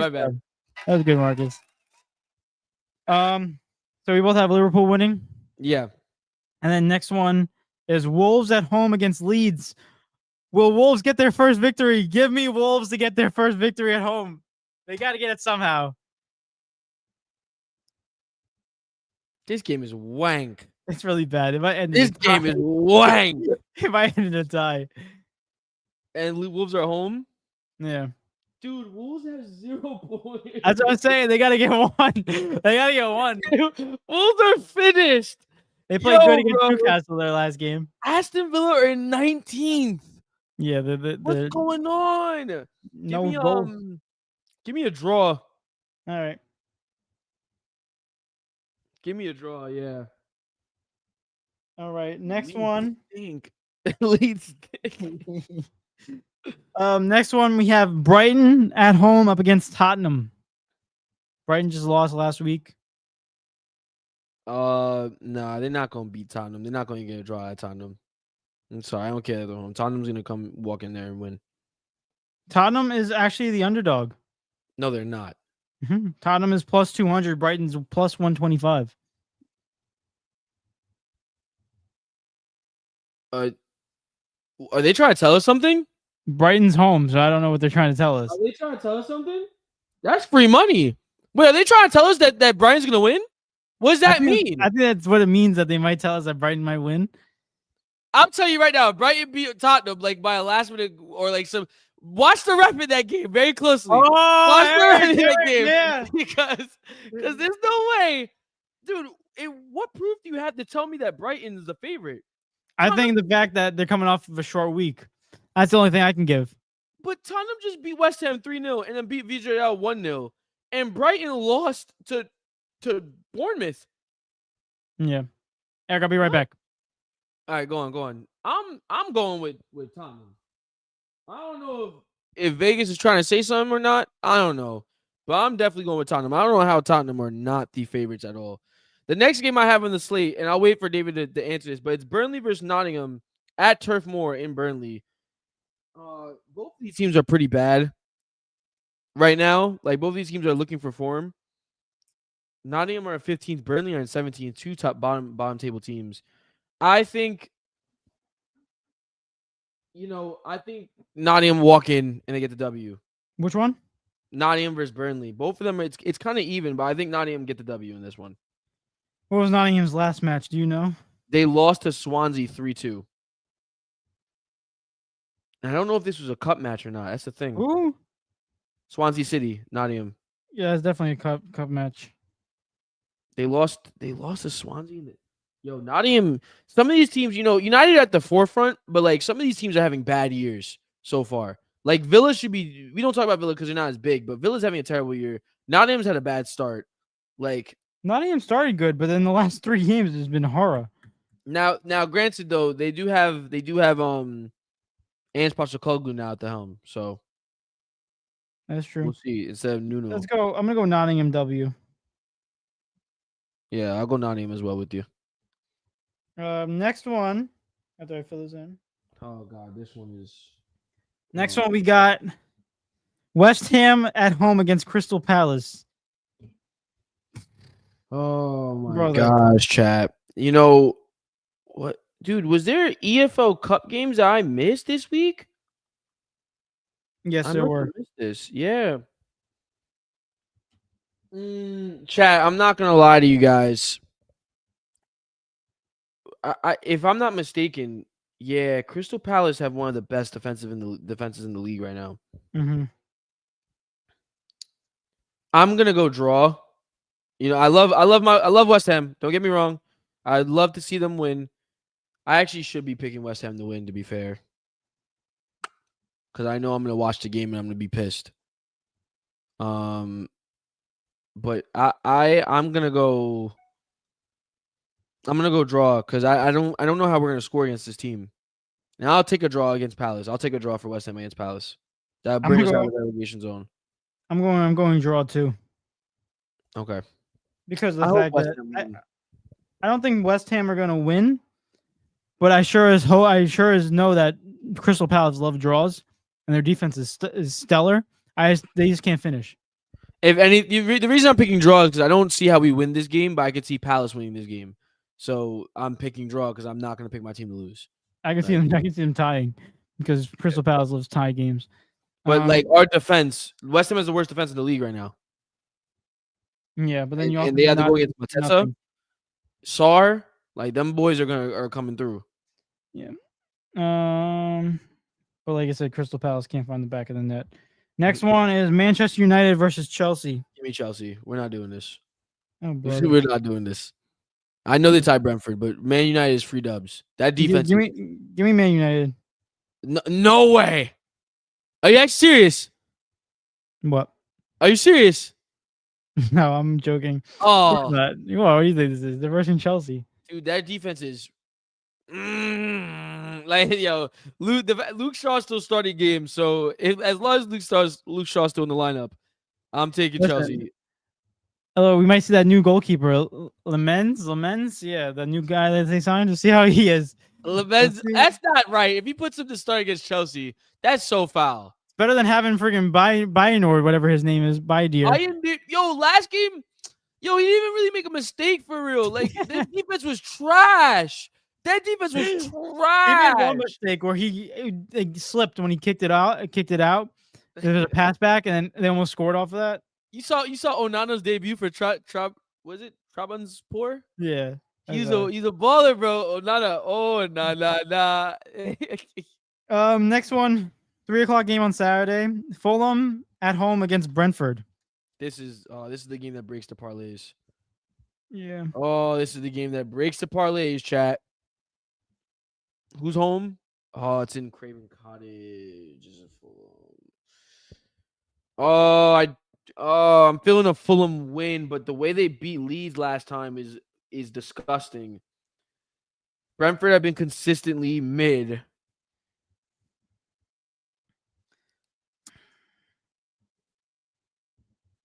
Oh man, this one sucks. I'm gonna go draw.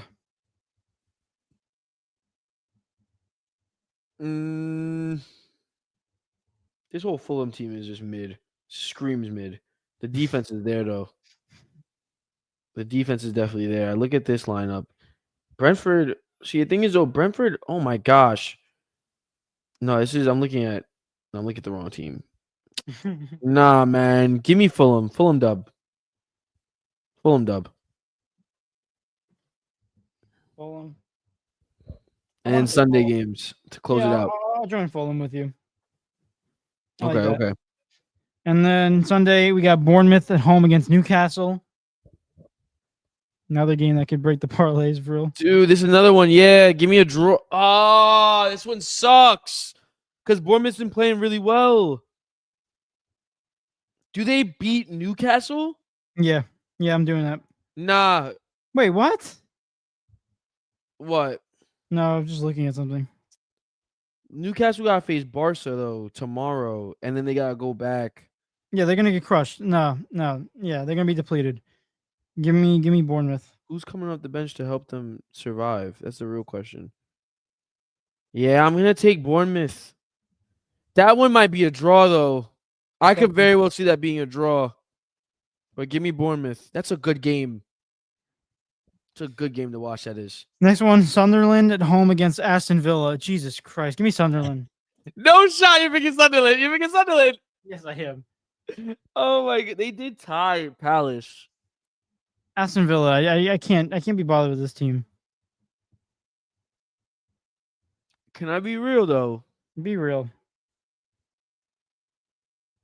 Wait. Aston Villa lost to Brentford on pens oh my god, Aston Villa are having the worst season ever. They have a worse start. This is bad. Oh man. Nah, give me Villa. Reason why I'm not going Villa is because they had the home streak where they haven't lost. But this time they're not home. They're away.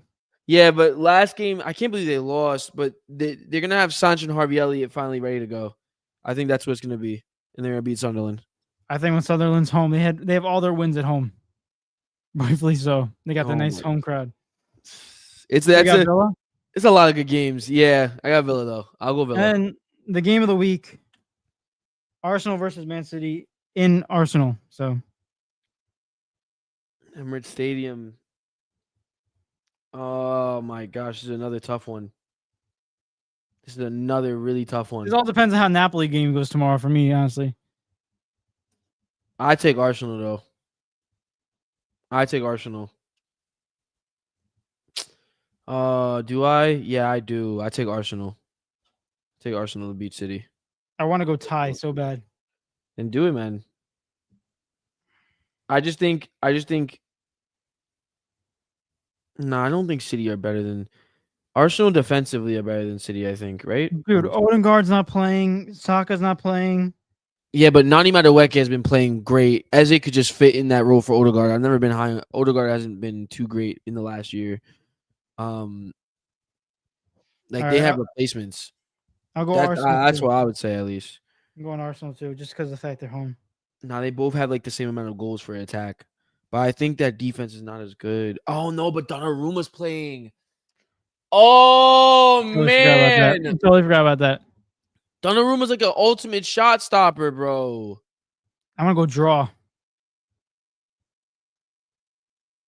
Oh, this game is rough. I'm gonna stick with it. This game is rough, you know. It really does depend on how well they do defensively against Napoli. Yeah, I gotta see that. I'm gonna probably change this up after that game tomorrow. You can't. Oh, I can't. You can't. I'm gonna see how that goes. I got Arsenal too. So that's game of the week. All right. I'm gonna stay Arsenal, staying up, like getting the W. Fair enough. I There you hope go. they don't fail me. But can you run me through my picks really quick again? Yeah, so real quick, if I do my pick and I put 10 cents down, sorry, if I do 20 cents, I go in $1,298. Wait till I do mine then. $10, I can win 64,000. Yeah, that's crazy. Oh my gosh! Wait till I do mine. Eric, ready? You Yeah. got Liverpool. Okay. You got Wolves lead draw. Okay. You got Spurs winning. Yep. You got Forest winning. You got Palace draw. Hold on. Palace draw. Okay. You got Chelsea winning. Yep. You got Fulham winning. Yep. You got Bournemouth winning. Yep. And you got Villa winning. Mm-hmm. And you got Arsenal winning. All right. Oh God. Dave. I got $10 for 39,000 for you. I got $1 for 5K. Yo, if I win, like, we do this every single week. If I win, oh my gosh. Why did I put $20? Eric, don't do that, Eric. Eric, don't do that. Don't do that. I'm not going to. Dude, you could put $20 down and you can win 6 figures.